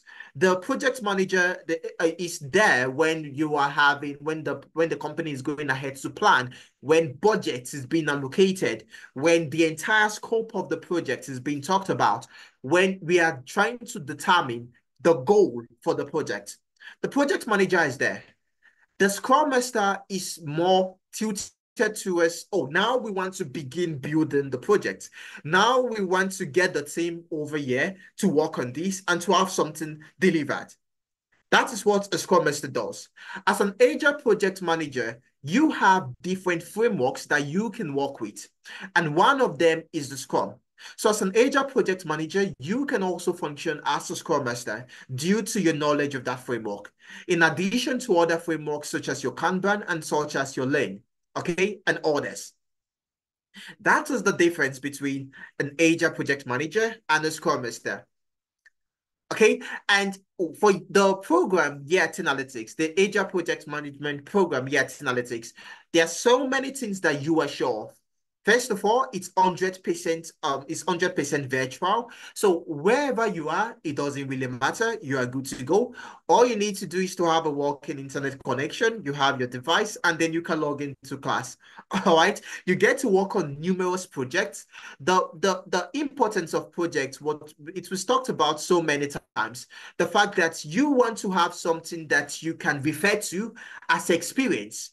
One way for you to gather experience without actually having to work in a job, without having that work experience in quotes, is by working on projects. Because then when you're speaking to a recruiter, then when you're speaking to someone, you are able to come from a place of experience and not from a place of, oh, I have not done this before, or you only know the theory and you don't really know the practical side of things. Okay, so you get to have 100% virtual learning. You have the practical sessions whereby you're working on projects. You have lifetime access to the materials, to the experts. Everything that you are going to get during the program, you have lifetime access to those resources. You have your numerous classes, all right? And you're going to work on numerous projects that you are going to add to your portfolio. Okay, so you come from a place of, oh, I've done this and I can do this for you. Okay, so everything I've just talked about, you can see the listing right now, whereby what you're going to be learning in the program. Of course, you're going to work with your tools such as your learning how to use your Jira and also your Trello and Confluence as well, which are the go-to project management tools for any Agile project manager. So you start from the basics. In case if you're wondering, do I need to have some sort of experience for me to be a part of this program? Do I need to have done Scrum before for me to go for Agile Project Management Program? Do I need to have had my PMP? Do I need to have some knowledge of what waterfall is all about to be a part of the program? No. And the reason for that is due to the way the program is structured. Okay, so you are going to be learning everything starting from the basics, and then you are going to build up there to that point that you would get all of the skills you require and that you need to land the job. And most importantly, to earn the Benjamins. Okay, because like I said, we want that money. If you don't want money, I want money, okay? So I want to go on a vacation to the Maldives, and something that can get you that is by working as a project manager, an Agile project manager to be exact. All right? So you learn introduction to project management. You also learn your Scrum principles, all of the your Scrum framework, and also other frameworks. So you are not just a Scrum Master, but you're an Agile project manager, thereby having more opportunities open to you and being able to work in different industries. Because just as it was mentioned earlier, having the skills does not limit you to only work in a company that deals in technology. You can work in various industries. You can use your skills in any company, really. Okay, so that is what being an agile project manager would give to you, because you would understand other frameworks. So even if the company does not work with the Scrum framework, and they work with the Kanban framework, no problem, you are good to go. If the company says, we tried Kanban, it's not working for us, and we are going with the lane, no problem, you are good to go. Because why? You've gone through the agile project management program, and you've understood each and everything that it takes to be an agile project manager. All right. Roles you can apply to as an agile project manager. You have made so many roles available to you. You have roles open, such as the agile portfolio manager, such as your chief project officer, such as your IT project manager, such as your agile coach, your scrum master, your agile delivery lead, and also your agile transformation lead. And these are just to name a few. I could have placed each and every one of them on my slides if I could, but I couldn't, so I had to place just these. All right, but there are so many roles you have open to you as an agile project manager, thereby giving you more opportunities, and I'm giving you more opportunities to land a role in tech. Okay, what would you be learning? So over here, you have the curriculum. Once you get the slides, you can click on this to take a look at the curriculum. And you are going to be working on projects. Like I mentioned, we don't do a theory-based learning. Everything you do, you're working on projects, gaining real-life experience. In the program, you are going to learn, you are going to work on a project whereby you are going to be serving as a Scrum Master and working with other team members. That you're going to have the BAs in your team, that's the business analyst. You are going to have the developers in your team, because you are going to be building an actual business application from scratch. This is not some dummy project. This is not, we're going to give you some slides and then you go home and then you take a look at Jira and trying to do a thing or two. No, you are actually going to communicate with individuals. You are going to have the Bass Boss from time to time, all right? I'm sure we still remember Bass Boss from Tolu, okay? So you are going to have the Bass Boss from time to time, and you are going to what? You are going to get that experience that is needed. So when you are speaking, you are not just talking about the terms, but you are talking about the terms as in relation to what? To experience. Okay, so this is just an overview of the project. This is the project deliverables. All right, this is your abundant chart and everything that you're going to be working in. Just a snippet of what past students have been able to work and past participants. And you also have an application that you would actually be building. You also have a UI UX designer in your team that would help to design what the application would look like. And of course, the developer will be building the application. You have your sprint reviews, your sprint retrospective, and of course, your sprint planning, talking about the Scrum events. All right, so you get to have all of those things first and first and okay, I don't think you'll see this anywhere else. All right, so all of those things you get to have, all of those things you get to learn, all of those things you get to work on, as long as you are part of the Agile project management program. All right, so why should you train with analytics? What do you stand to gain? In addition to all of the things I've mentioned, there are still other things you stand to gain. And what is that? What are those? You have the up-to-date curriculum. We are always updating our curriculum. We don't do it worked last year, so it's going to work this year. No, we always take a look at the current trends, things that are in vogue at the moment, and things that we know recruiters are looking for, and we go present all of these things to you to ensure that you are kept, to ensure that you remain relevant in the industry, that you remain relevant, that when the recruiter says, oh, I want a Scrum Master, when they say, oh, I want someone that can work with Kanban, you are good to go. And of course, working with industry experts with hands-on experience, you have a blended training delivery that would to accommodate everyone. We have a dual learning approach. What is the dual learning approach? Whereby you get to learn in class, you have just like we have just like this session we're having at the moment, you get to speak with your facilitator, you are You get to speak with your facilitator, you are working on projects, you are asking questions, okay, you are learning. And then you also have what we call the Watch Me Do It videos, which is in the LMS platform, whereby as long as you are a participant with Tenalytics, you are given access and then you get to watch those videos that would introduce you to concepts that you are going to be learning in other classes. So it doesn't matter if you are the kind of person that would need to go through something over and over again. Maybe you have to go through something 5 different times for you to comprehend, for you to understand, to comprehend. All right. For you to do, it doesn't matter if that's the category you fall in, because due to the learning approach we use and that we offer, you are sure of learning. So you can watch the videos that would introduce you to this concept, and then you also have the live class, and all sessions are fully recorded. So even if you miss a class, there's no problem, because you can always go to what we call the Google Classroom, and then you get to see the session recording, and then you can watch the recording anytime you deem fit. You could wake up at 3 a.m. in the morning and you're like, oh, I feel like learning. There's no problem. You can go ahead to the platform and you keep on learning.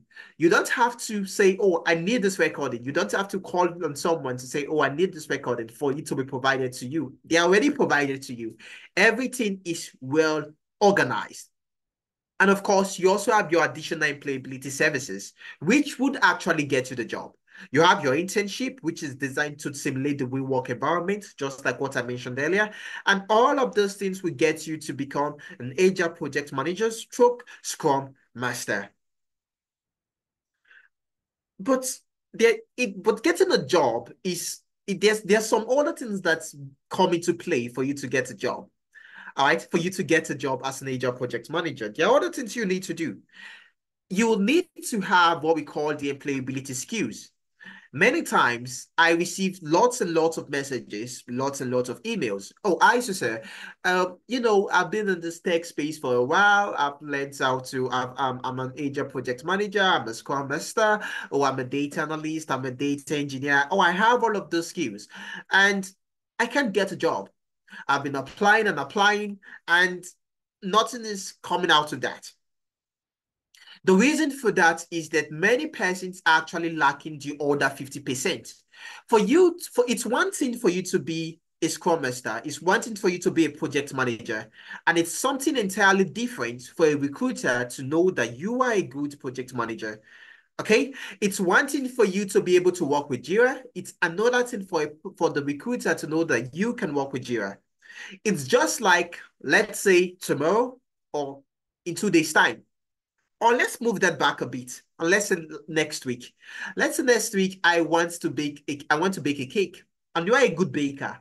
How do I know you can bake a cake? How do I know that you will be able to deliver? What would make me pick you as a baker and not someone else? It's what we call the employability skills. For you to get a job, you need two things. You need the technical skills, which you would get, and you'd also need the employability skills. Over here at Analytics, what we call success is not you learning the skills. That is a given. You are going to learn the skills, no problem. It's about you getting the job. And all the things that you are going to get, that will put you in this position is what we call the TV layered approach. All right. Now we have the level one. And what does level one entail? The first thing you have is your CV review session. The CV review session is meant to show you how you can craft a winning CV. Many persons go ahead to apply for jobs and they say, okay, so I just applied today. I applied on a Monday. So I'm going to give the recruiter, let's say Wednesday-ish, and I expect that I'm going to get a call back. Oh, maybe the recruiter might have a family. So since the recruiter would have a family, let's give the recruiter 4 more days, because the recruiter has to spend time with family and all of that. So I'll give the recruiter 4 days to 1 week, and then I'm going to be called back. And those people, at the end of the day, do not even receive a rejection letter or a rejection email. Okay, no rejection email. All right. So one thing that rejection emails tell you is that at least your CV was viewed.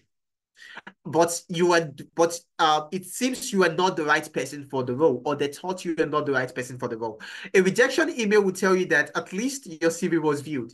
Many persons they think that, oh, the recruiter did not select me, when the case was that the recruiter does not even know you exist.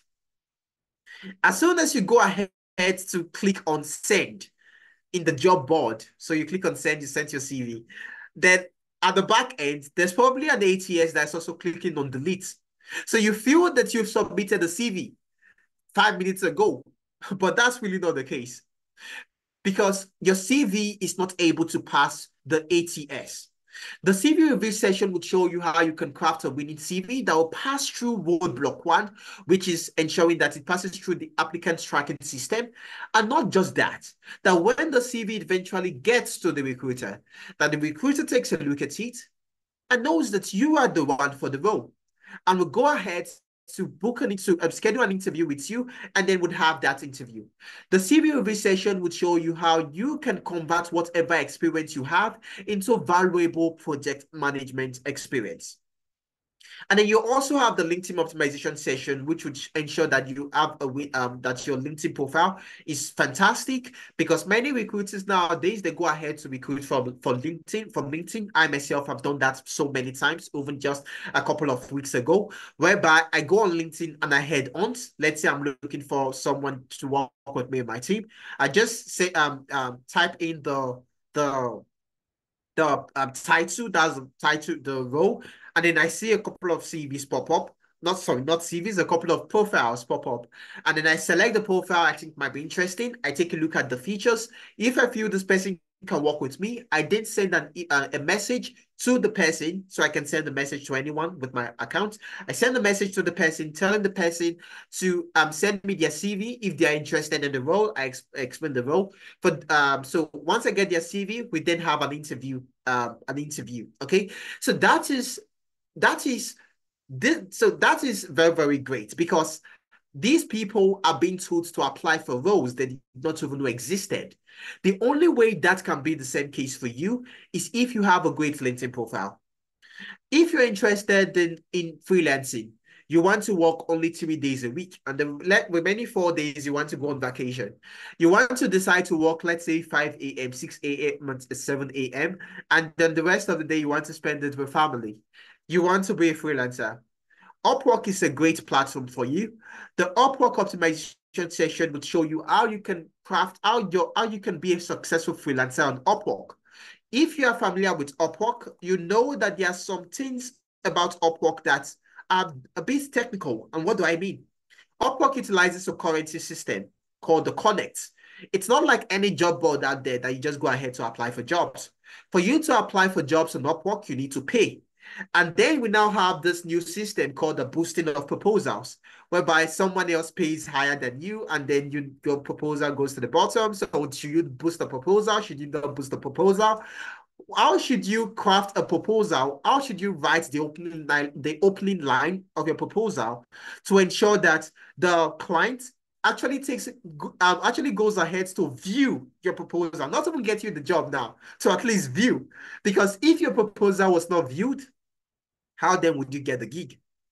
They're called proposals on Upwork anyways. So the Upwork session would show you how you can navigate through all of that and how you can be a successful freelancer. All right. We also have the navigating the job market. So you're new to a particular country, you just migrated, or you're not familiar with the job space in where you're currently located. The navigating the job market would show you how you can succeed in your environment, in your current climate, where you get to speak with professionals that will take you through what they did, that that will take you through what they did that that help them to achieve success. So you get to do those things, and so you achieve success, and would also take you through what they did that delayed their route to success. So you don't do those things, and of course you have a times two. You're faster to get to success. Okay, yeah. So that's what the navigating the job market session is all about, ensuring that you know if to apply for jobs by 6 a.m., by 7 a.m., or maybe by 1 p.m. Maybe that's the right time to apply for jobs. All right. So yeah, navigating the job market will show you how you can succeed in your market. And we also have the job and interview preparation session. What we're interested in is not you getting an interview. Yes, that is number one. But what we are really interested in is you getting the job. 1, 2, 3, and 4 would get your feet in the door. 1, 2, 3, and 4 would ensure that the recruiter wants to see you. 1, 2, 3, and 4 would ensure that the company is interested in you. But that is not where it ends. Many persons still get it wrong at this point. So we have the job and interview preparation, whereby you've gotten an interview. You can go ahead to schedule a session with a professional whereby you have a one-on-one interaction and you are prepped for that interview. You are taking through things like, how to answer questions about yourself, how to answer questions about your experience, how to answer questions about the salary negotiation, how to present yourself, how to ensure that whatever it is the recruiters want, that you project all of that. And that you are screaming, I am the one for the role, I am the one for the role. And of course, the recruiter is screaming, I want you for the role. I want you for the role. So that is what the job and interview preparation would do for you. And one thing that is more prevalent now than it used to be is that recruiters want to know if you are really who you say you are. So during the interview, you mentioned that in your last job, you were able to build 2 different houses within the space of 5 minutes. And you were the only one that did that. Or you were able to build 5 applications within the space of what? 1 hour. And you were the only person in the team. You were the developer, you were the Scrum Master, you were the QA tester, you were the BA, you were everything. And the recruiter is impressed and says things like, oh, great. I want you to do same for me. I want you to come over to the company and still be that one-man army. I want you to work with me. But they want to know, are you really who you say you are? They want to know if all of those things you've been saying are just fables. They want to know if you are legit. And so they will need you to reach out. They will need to reach out to someone, probably, preferably your past employer, to try to get some sort of guarantee. And as long as you are a participant or an alumni within analytics, you are sure of getting a fantastic recommendation or stroke reference letter from us when the need arises. Again, I'll repeat that. As long as you're a participant or an alumnus with Analytics, you are sure of getting a reference letter when the need arises. Level 2. We've been talking about mentorship. Mentorship took a lot. I think everyone spoke about mentorship today. All of the speakers, Priscilla, even myself, we all spoke about mentorship because mentorship is great. Okay. I get so many requests for, would you be my mentor every day? And yeah, so everyone wants a mentor. We understand this. We understand that you being mentored will help you get to your destination a whole lot faster. And that is why, as long as a part of the program, you are going to be getting weekly mentorship sessions every week, whereby you get to be mentored on things, on new trends in the industry, on new ways to do things, on ways to position yourself in the market to ensure you get the job. Sometimes you might have been applying. You've applied for 20 roles, you've applied for 50 roles, you've applied for 60 roles, and you've not gotten even a single call back. You might be feeling down. You might be feeling dejected. You might be feeling you made the wrong choice. You might want to stick with whatever it is you are currently doing at the moment that made you want to even transition in the first place. Okay? You need someone that will tell you that it's okay.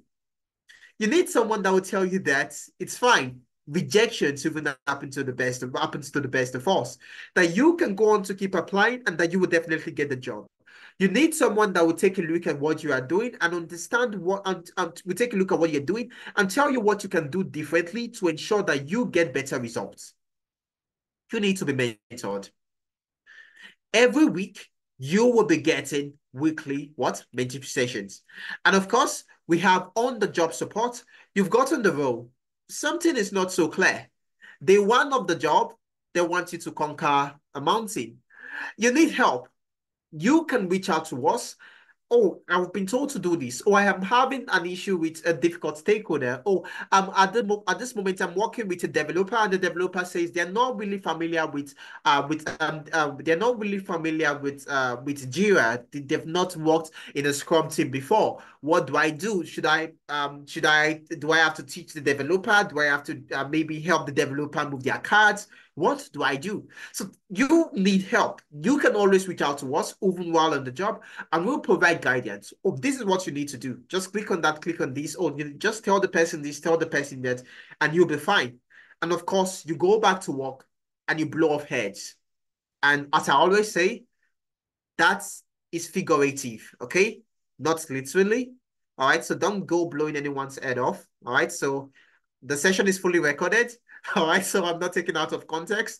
Okay, so yeah, so that is only figuratively. So you blow their heads off. You make them, glad that they actually did employ you. All right, all of those things will ensure that you do get the job. Now, but you might be wondering, is this really possible in 4 months?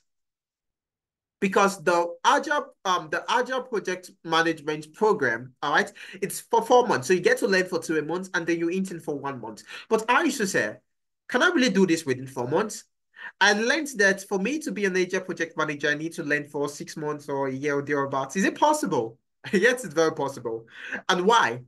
Because of the different things that you're going to be doing. In addition to everything we've mentioned, the experiential learning approach, whereby you are working on projects, we also have a step-by-step process, something that we know that works, because we've been able to help over 2,500 individuals transition from the classroom into their first job in tech. We know what works and we do what works. So as long as you're part of the program, you know it's going to work out because it's still analytics, of course. All right. So what are the different steps? Number one is to help you identify your tech career. What do you want to do? I want to be a project manager. I want to be an Agile project manager. I want to be a Scrum Master. Oh, you've identified that. This session, for instance, was meant to what? Provide clarity on different things. And we have all the sessions that provide clarity on different roles for you to pick the one that is best for you. Then what do you do next? You learn the skills. You can't say you want to work as a project manager, you want to work as a Scrum Master, and you don't have the skills. It's like saying you want to be a pilot, but you don't know how to fly a plane. Or you want to be a doctor, but you don't understand medicine. Or you want to get into tech and you don't understand the first thing about tech. That's a tech role you're looking to get into. So you need to learn the skills. And of course, you leave all of that to us. You join the program, would ensure that you do get the skills. And then, of course, moving on, you have the project-based experience. Because you might be coming from an area of, oh, I've not really worked as a project manager. I've not really worked as a Scrum Master. I've not worked as an Agile project manager, an Agile coach. I've not done all of these things. And nowadays, when you go out to apply for jobs, what do you see? Oh, I need someone with 2 years experience. I need someone with 10 years experience. I need someone with 50 years experience. Oh, I need someone with 200 years experience. And you're wondering, was I ever born then that these guys expect I have the same level of experience? Okay. So the project-based experience would help you, fix all of that, so that you are coming from a place of experience because you have worked on industry relevant projects, the same projects, the same things you would do in the real life, in the same things you would do in the job. You get to do all of these things in projects. I mentioned the environments that you're going to be working on earlier. So you're coming from a place of, I've done this before. This was how I did it. This was how it works. And I know that I can do this for your organization as well. Okay, and then of course you also have the employability skills. Again, just knowing the skills is not enough to get to the job.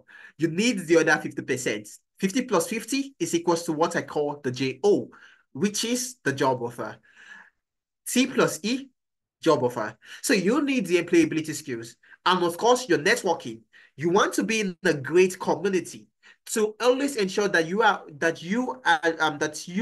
in tune with new opportunities, that you are in tune with new trends in the industry, that you always have someone to reach out to whenever the need arises, that you understand the things that work at the moment so you can do those things, and that you are put in a better position to achieve your goals. And mentorship. I don't think I need to speak on mentorship anymore. We've been talking about mentorship for a long while now. So mentorship speaks for itself. All right. So these are the things that would get you the job. So we have a step-by-step approach that would ensure that within 4 months you can learn the skills and that of course, you are able to get the role of your dreams. All right. So this is a practical approach of the step-by-step method I just talked about that will take you from where you are at the moment, just like Glory, that's currently a teacher, to that place you want to be, just like Glory, that is now an Agile project manager. All right. Yeah. And for our next squad begins on the 5th of October. All right. The next squad begins 5th of October. So I'm sure you want to be a part of this. You can't wait to start. You want to ensure that before the end of the year, before the year runs out, that you've been able to achieve the goals you set for yourself at the beginning of the year. You want to be a part of the cohort that begins on the 5th of October. And what do you need to do to be a part of that? Simple. You need to make a commitment. Okay? So the fee for you to be a part of the program, if you're paid in dollars, that's $750. If you're paying in pounds, that's £625. If you're paying in euros, that's €730. And if you're paying in Canadian dollars, that's 1,125 Canadian dollars. Now, at the moment, we are currently running a discount for the first 20 persons to register. The first 20 persons to register. All right. And if you're part of the first 20 persons, you get to pay less, you get to pay 20% less. And so paying in dollars, that'll be $600. If you pay in pounds, that'll be £500, 580 euros, and also 900 Canadian dollars. All right. My colleague would send the payment details to the chat box. All right. And then you'd also get to see the link. All right. I would show you what the link looks like. Okay. So if you click on the link, that's the main stack link. I'm also going to try to send that to the chat box. Okay. So great. So you can find that on the chat box now. So if you click on the main stack link, all right, if you click on the main stack link,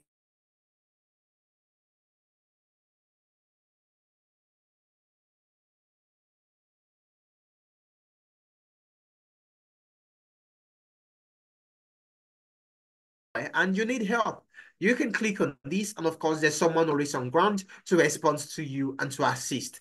Over here, we have all the program brochures. So we currently offer 8 programs here at Analytics. So you can click on this to learn more about the other programs and what you'll be learning. And over here, we have the price list. So you can always take a look at this to just serve as a refresher as to what you're going to be paying. Now, if you want to make a direct transfer, so you can pay directly via your through your bank. So if you want to make a direct transfer, you can make a transfer to the Canadian account details, to the British account details, or to the Nigerian account details. And if you're looking to pay through the cards through online payments, you can use the main stack link. Now, what we are offering now, so we didn't do this earlier, but something that we've started is if you're looking to pay in installments. All right, so you're looking to pay in installments. Of course, we offer 2 installments, so you can pay in 2 installments. For example, if you qualify for discounts, of course. If you're paying in euros, you can pay 400 euros as the first installment, and then 1 month into the program, that should be before the end of October. All right, you want to ensure that you pay the balance, which is now going to be 180 euros. Okay, that's if you're paid in euros. So you can make that payment using the main stack link. But if you're looking for a more streamlined kind of installment, so let's say maybe you want to go for 2 installments, you want to make payments, you want to ensure that you're part of the discount, but you currently do not have the complete first installments, or you want to go ahead to break a payment into 2 different installments, you can come over to the link, and over here you see the automatic installments. And all you need to do is to click on that. Okay, all you need to do is to click on that, and then it would open up the main stack.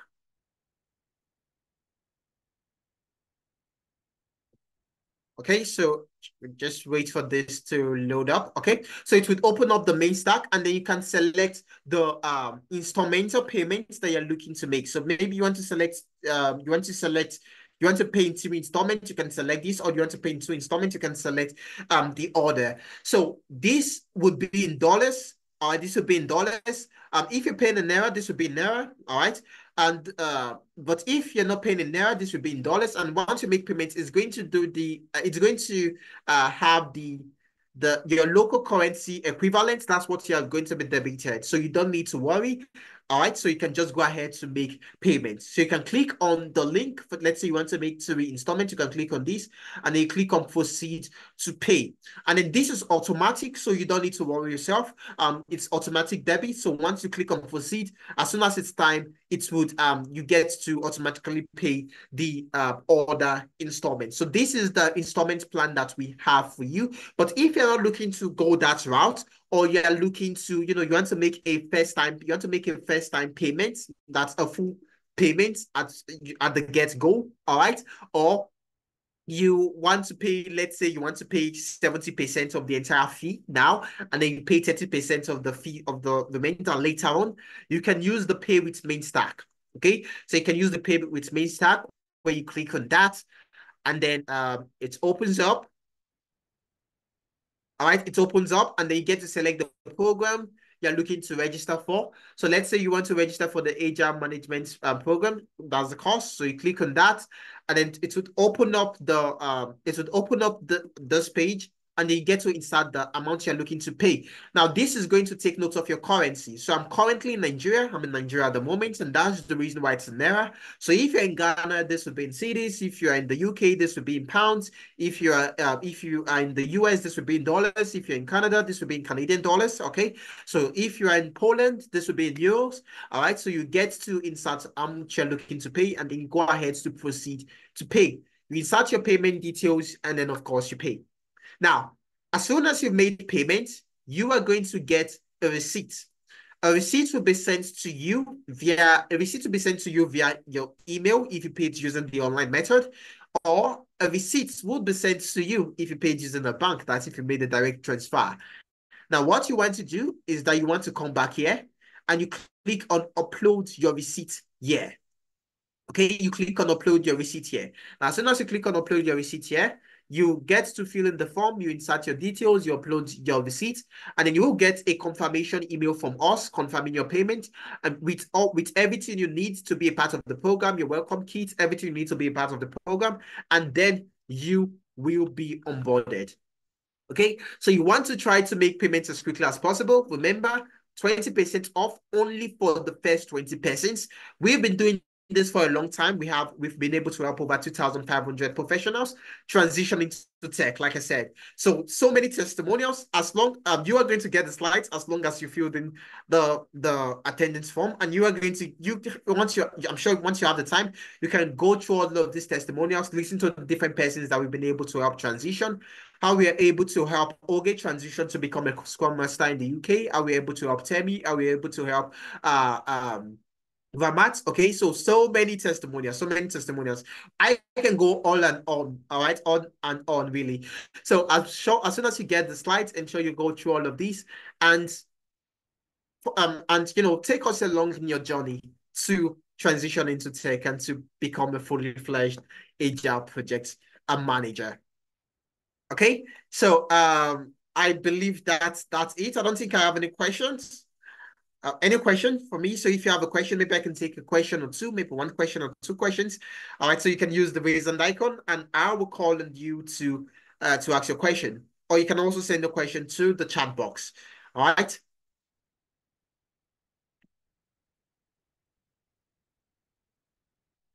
Okay, so I guess not. I guess no questions for me.